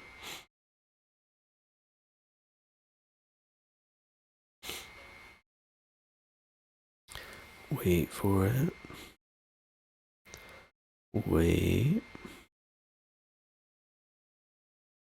Almost there. There we go. Alright. Now we drop that down, see what we get.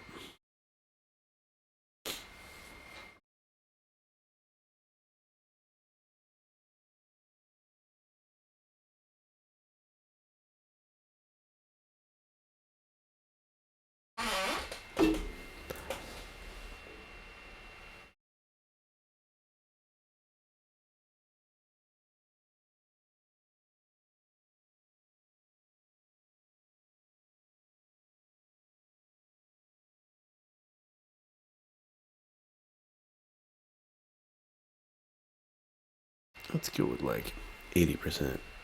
We're not really going to get a quick update. Just because it's moving so slow here. What we could do is we could condense this down to a raster layer instead of working from a group. And then everything would move a lot faster. Let me do that. Grab my little dude here.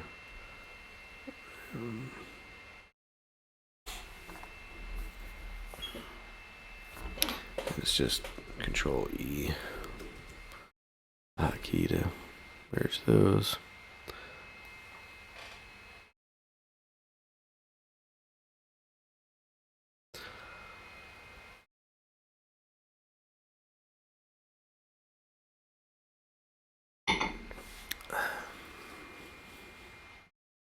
Gotta keep myself hydrated.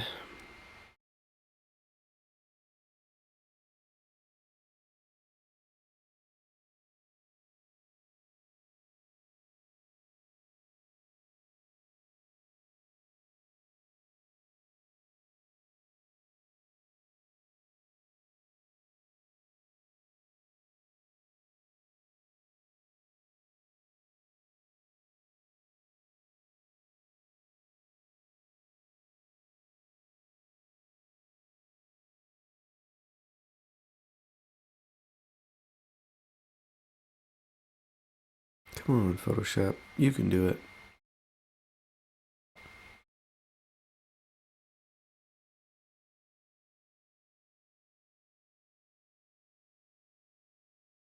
So the last step that we're going to play with here, and this certainly is not done, but the last thing we're going to do here is some edge lights, rim lights, and highlights. And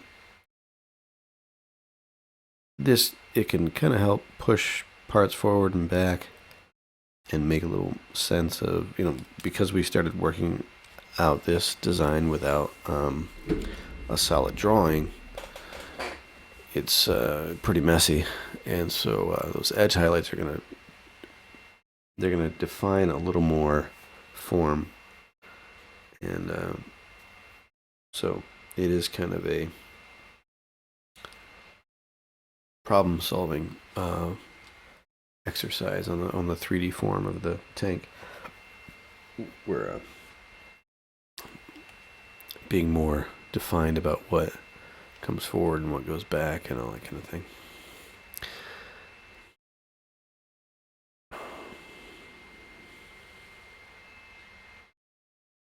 This would also be a stage to be dealing with the silhouette a little bit. We'll erase some things out, clean up some edges.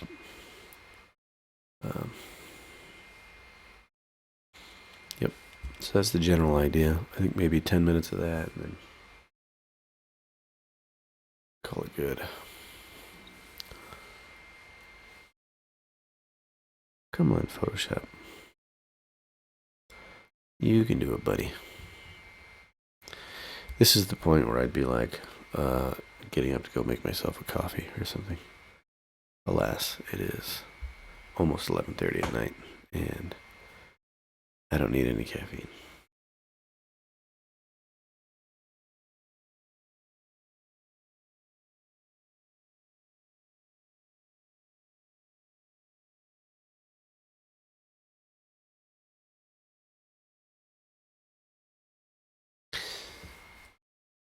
Did that end up a lot darker than the original?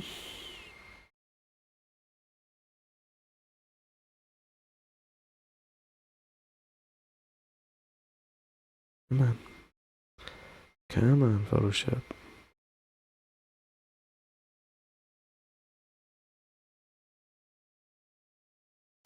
Yeah, it did. Why is that?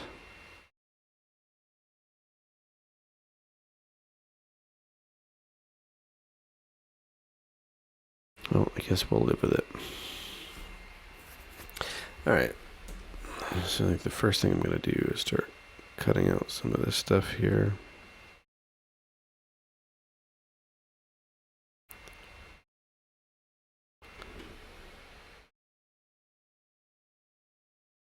Get some of the perspective a little bit cleaner.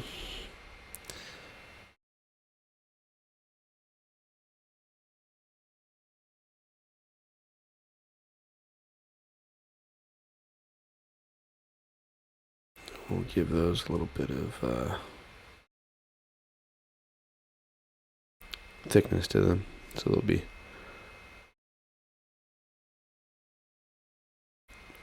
sticking up and out.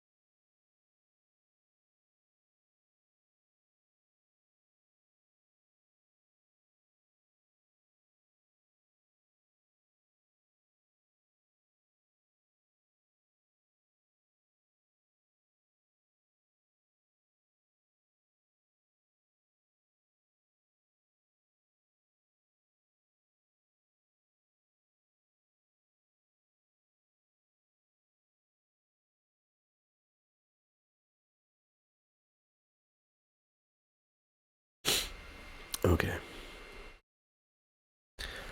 Let's see. Cut this out here.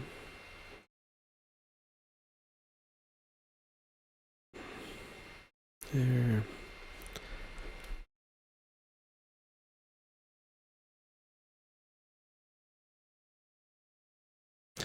I want to have the, a little bit of the track, the holes in the track coming through.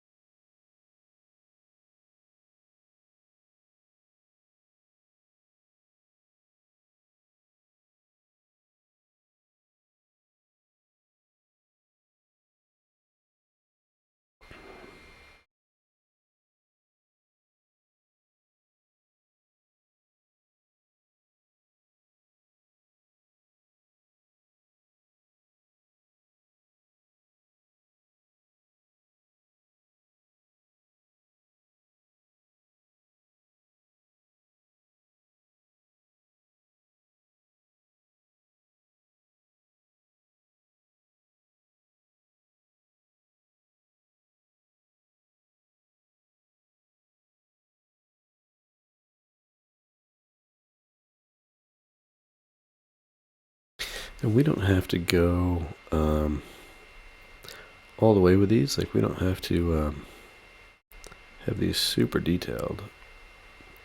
We just get the implication that they go in, you know, in space, that they're going in there.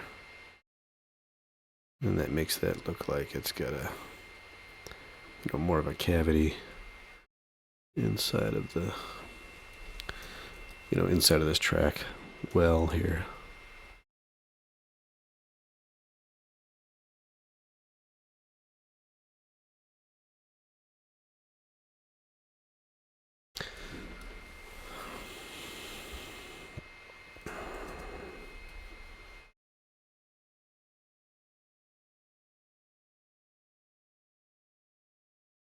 I'm going to grab little bits of these, pull them out. That's going to give that a little bit more form. Whoops, deleted the whole thing. That was brilliant. Delete layer. Yeah, let's not do that. All right. Back here.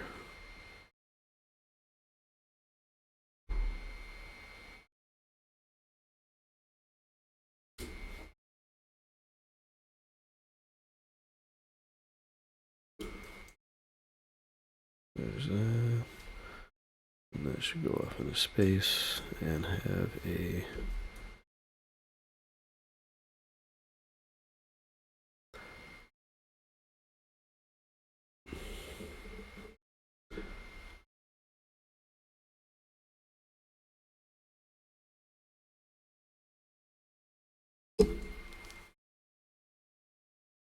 some dimensionality to it, right? So that's the backtrack going up behind the base there.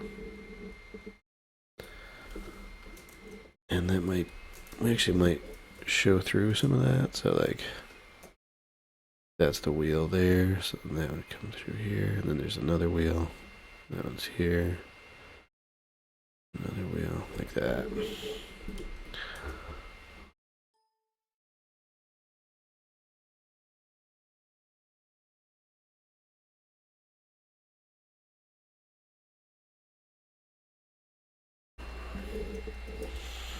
And then we can do the same thing that we did on the other side, just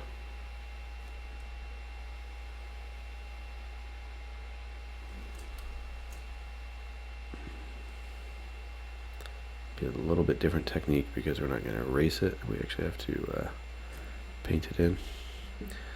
So I'm going to smudge over. So we're grabbing the material that we've got here and pulling it over. And then I'm going to invert that and smudge the opposite way.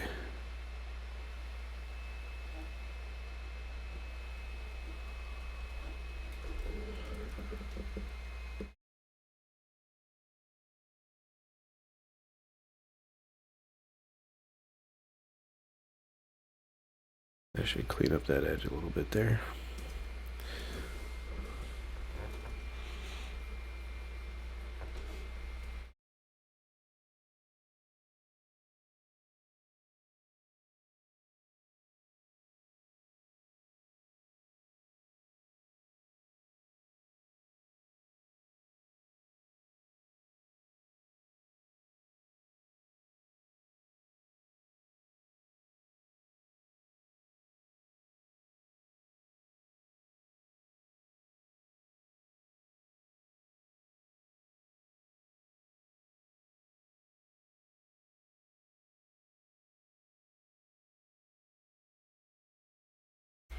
Alright, so then those edge highlights I was talking about. So that would be, we'll do a new layer. And we'll pin it to this one for simplicity. And this will be rim lights, actually, is really what that is. Rim lights. Alright, so then we're just going to grab selections. And the selection, let's just do like a bright blue. And I'm actually just going to fill it. So what this is going to help us do is you can see areas like this where we know we've got to clean up our perspective a little bit.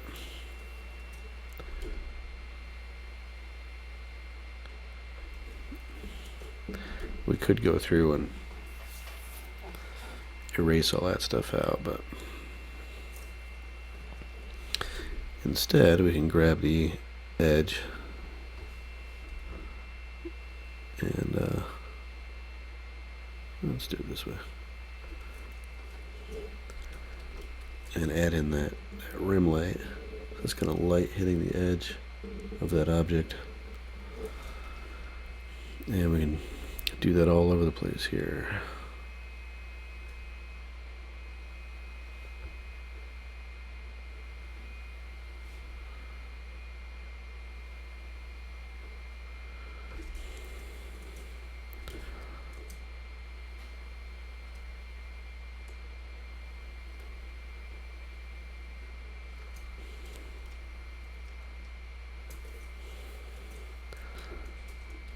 And typically I'll do these in two different directions. I'll do one that's, facing this way, on this left top portion of the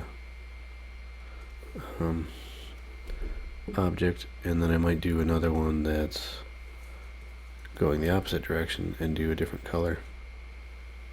And that would imply bounced light.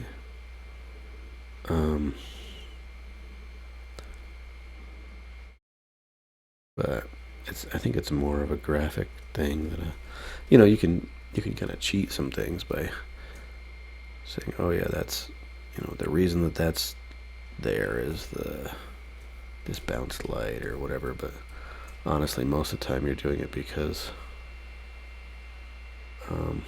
it's going to make it read better. Going to make it read more good.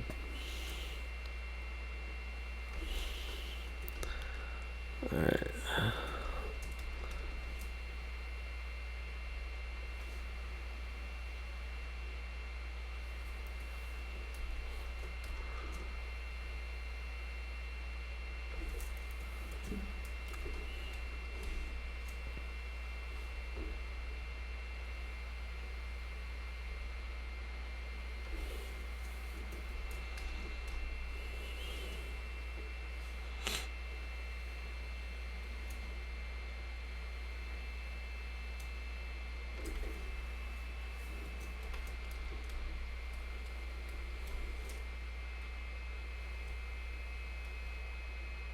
And you have to be just a little bit analytical with this stuff.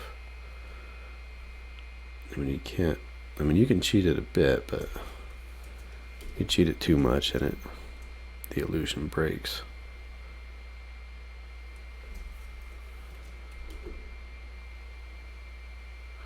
But you can imply little details and stuff that aren't actually there just by giving it a rim.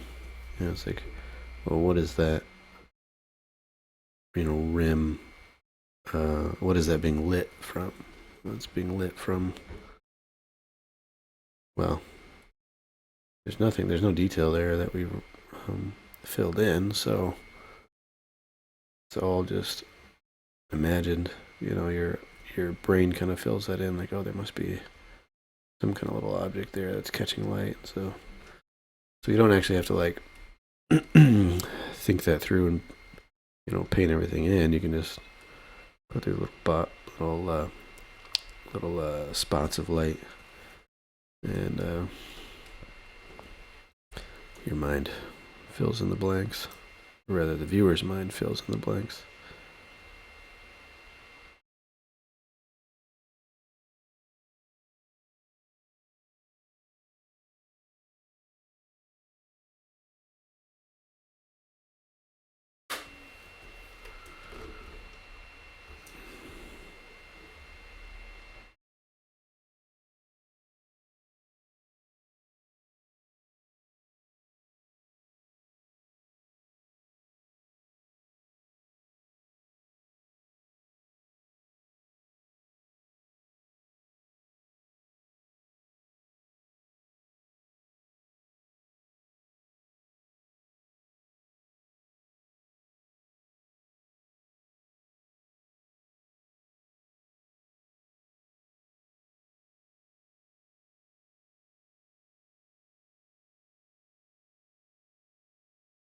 Almost there.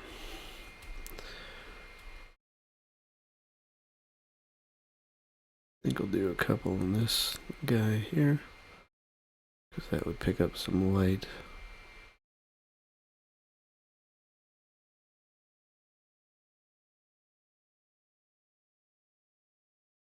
Couple here.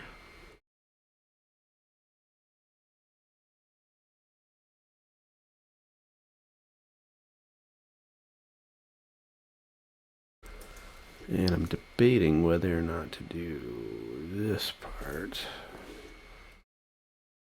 I'm gonna say no on that.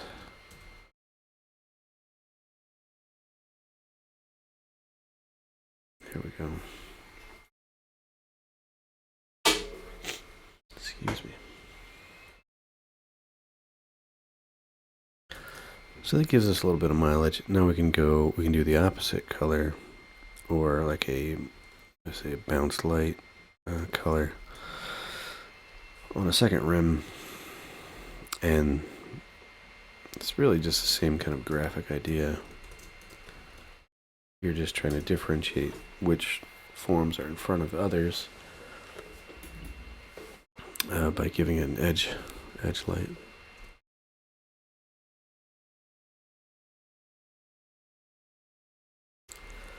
So, I don't know. We can change these colors later, but I'm just going to go with like a brown.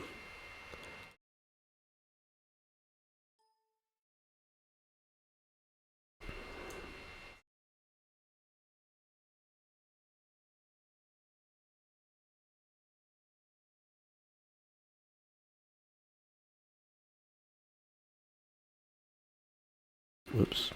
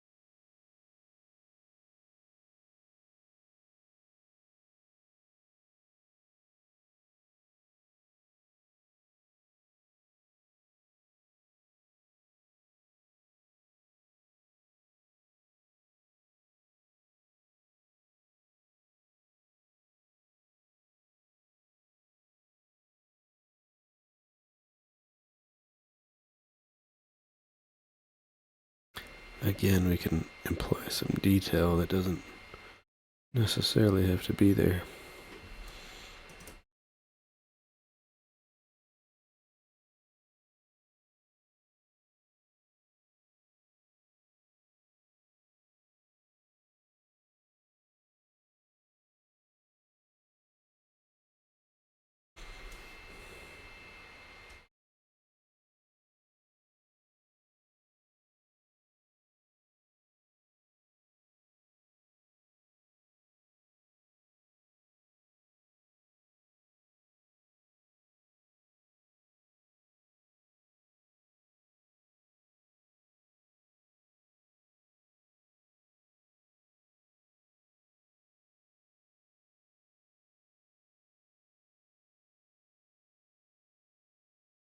Okay.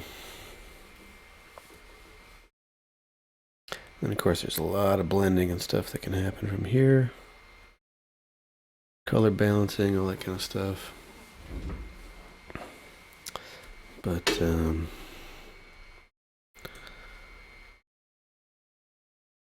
I think that's kind of it for me for tonight. Throw in a little shadow.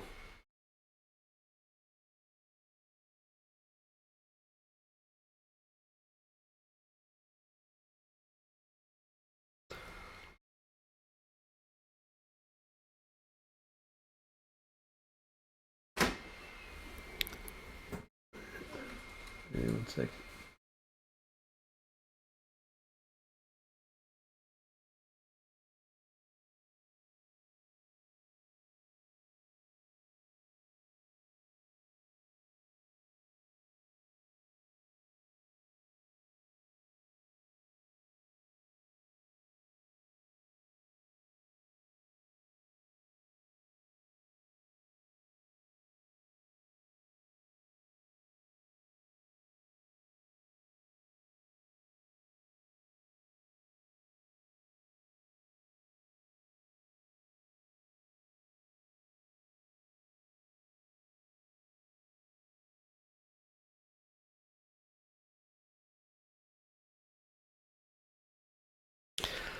Oh, hey Tim. Yeah, that's the idea here.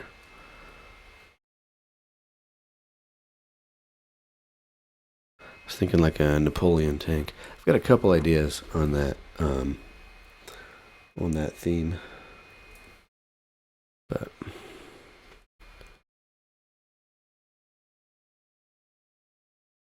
this is I don't know, the one that seemed most interesting to me from the onset. I like that other one, that we were looking at that has the like the knight chess piece on it. I think that would be a fun one to do.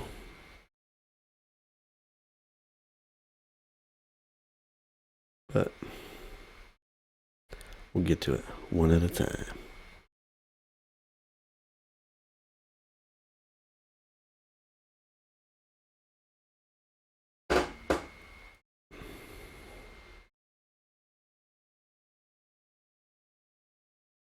All right, then we might just play with the background really quick here.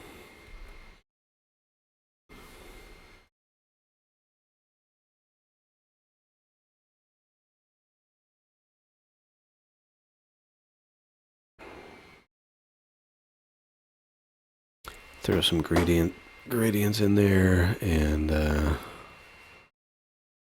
do like a color balance over the whole thing.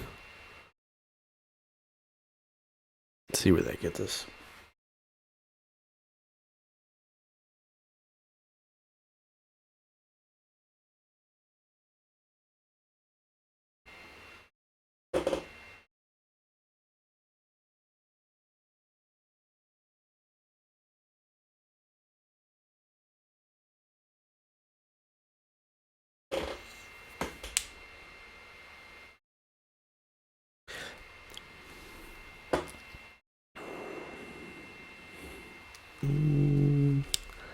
Not that one.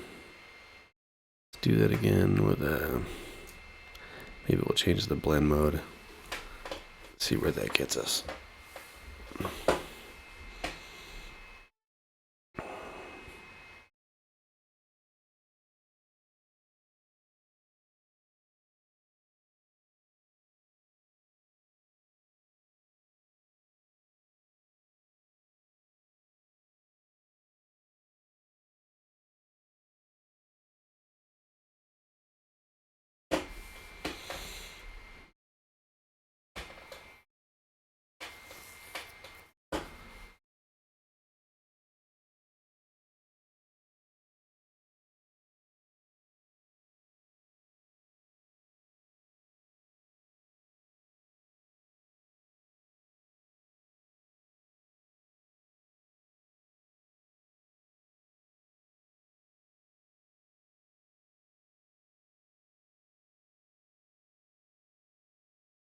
Okay.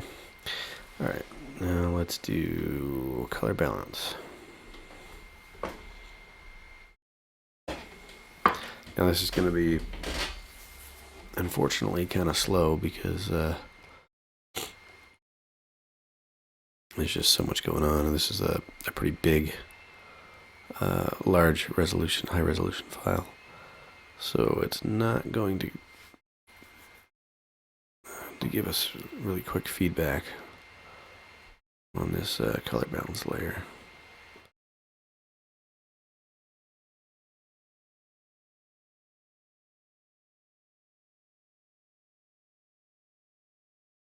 And you can really change the mood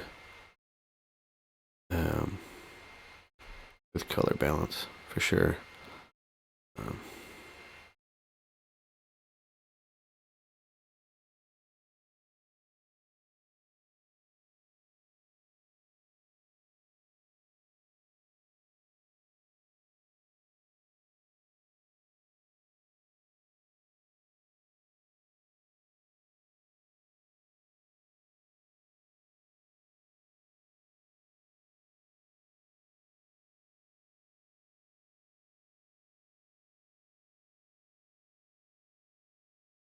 Now I like these blues. I want to keep it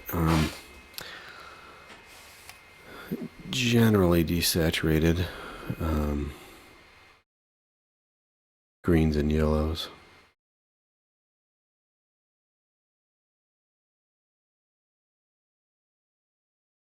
Because I think that'll give us that kind of antiquity look, you know, like an old oil painting that's kind of lost its original hues.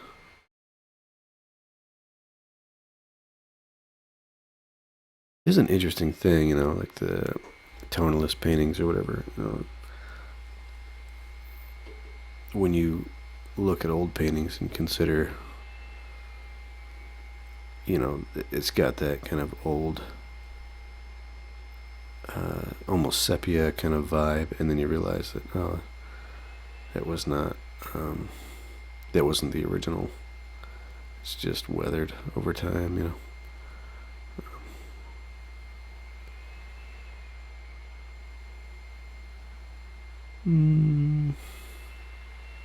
So we still have to get to our highlight layer here. So what we're doing with the color balance is we're dealing in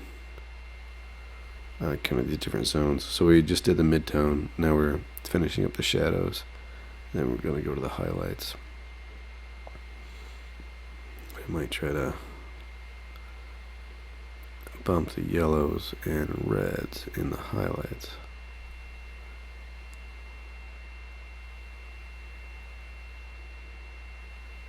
Too much.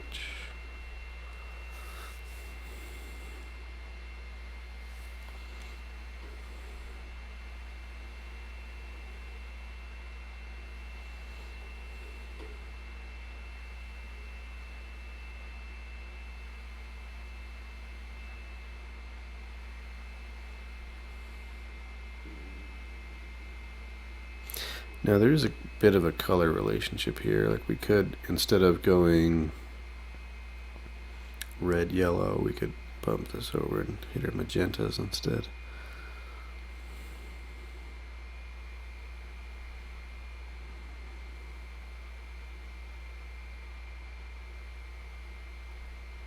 And this actually might help us stay a little truer to that darker bluish background that we were working on earlier when we were doing the shadow and mid-tone color balance, so we don't lose all that.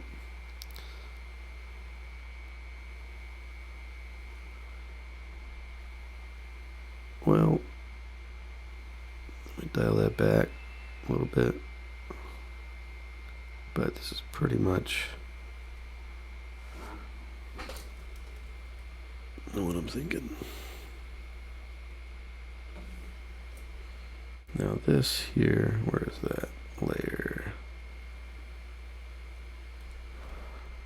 We could use our smudge brush and rough up this edge a little bit so that it's not such a linear grade.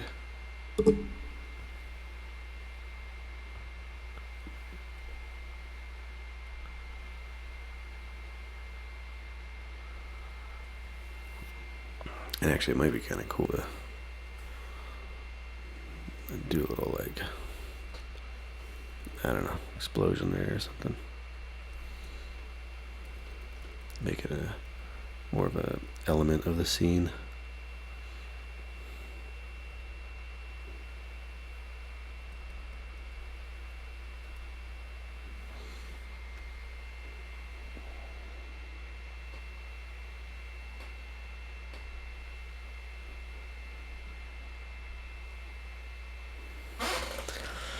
What's that, Manuel? I gotta shift over here to see your comment.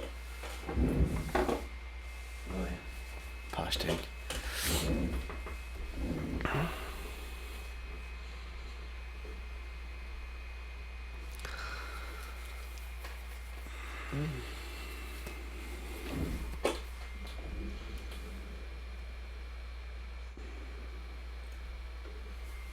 Man, we're really chugging now. This is bad. This is real bad. I don't like that being in front of the turret.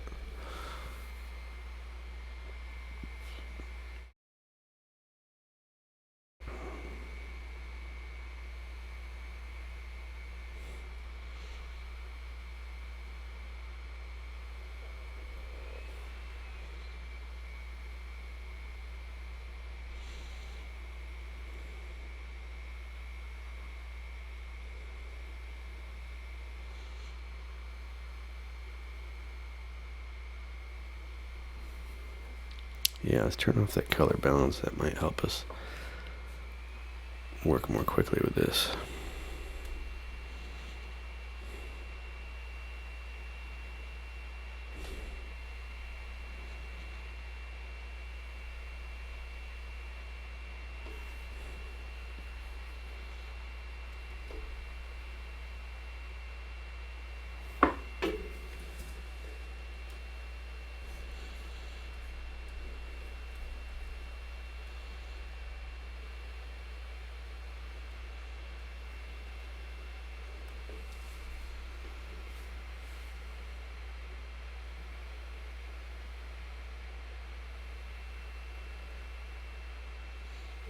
Chug, chug, chug. Chugging.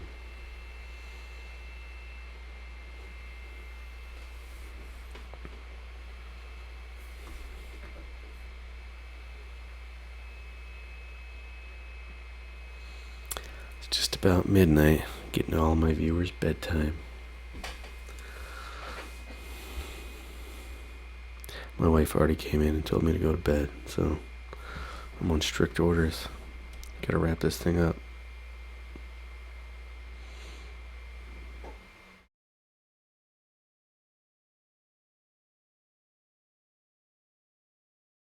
Come on, Photoshop. I believe in you.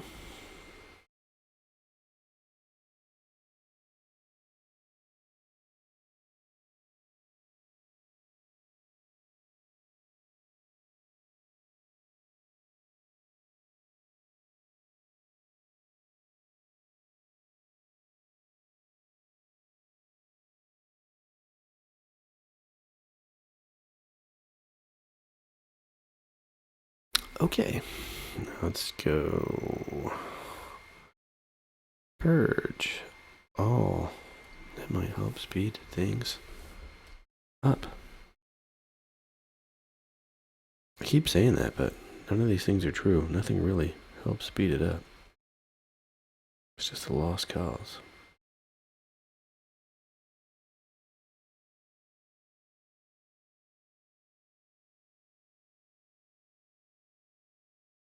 It's time for an upgrade.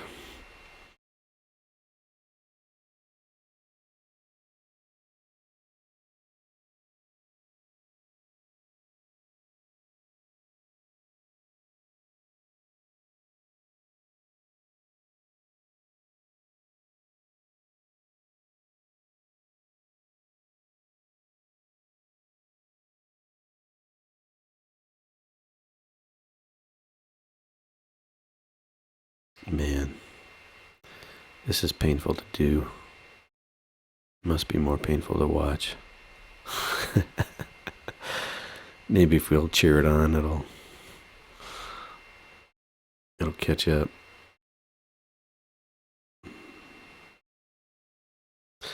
All right. All right. I think we'll call it there. Let's see what we've got. Let's pop those layers back on. Little things I'd like to do, you know. Alas, I must stop sometime. One more. What's one more? A little smoke in the background here. Define this hill here.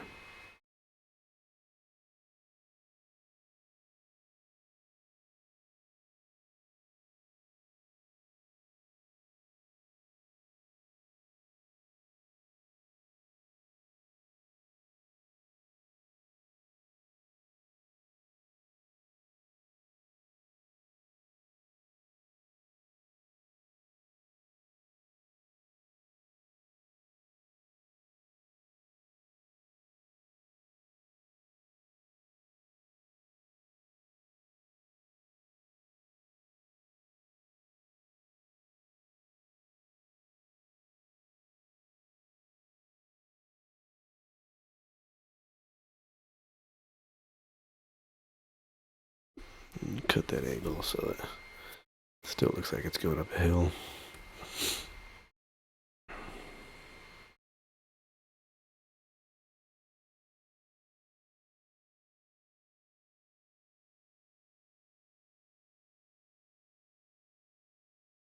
Okay, I think this one could use a little more love, but I think that's all I've got for tonight. So, thank you for watching, and maybe you learned something. Maybe at least you were entertained, and join me next week. Oh, also, I should say there is a brush sale coming up on ArtStation this weekend, I think, and I'm hoping to be able to get my second brush pack together, and that'll be Photoshop brushes that are more specialty brushes, like patterns for foliage, patterns on clothing. Did a lot of medieval type stuff for Realm of Empire, so I developed a bunch of brushes for that. So I plan to put a little video together on how those brushes work, and get them all packaged up for this weekend for that sale. So yeah, if you're interested, keep an eye out for that. All right, thanks for watching. Have a good night.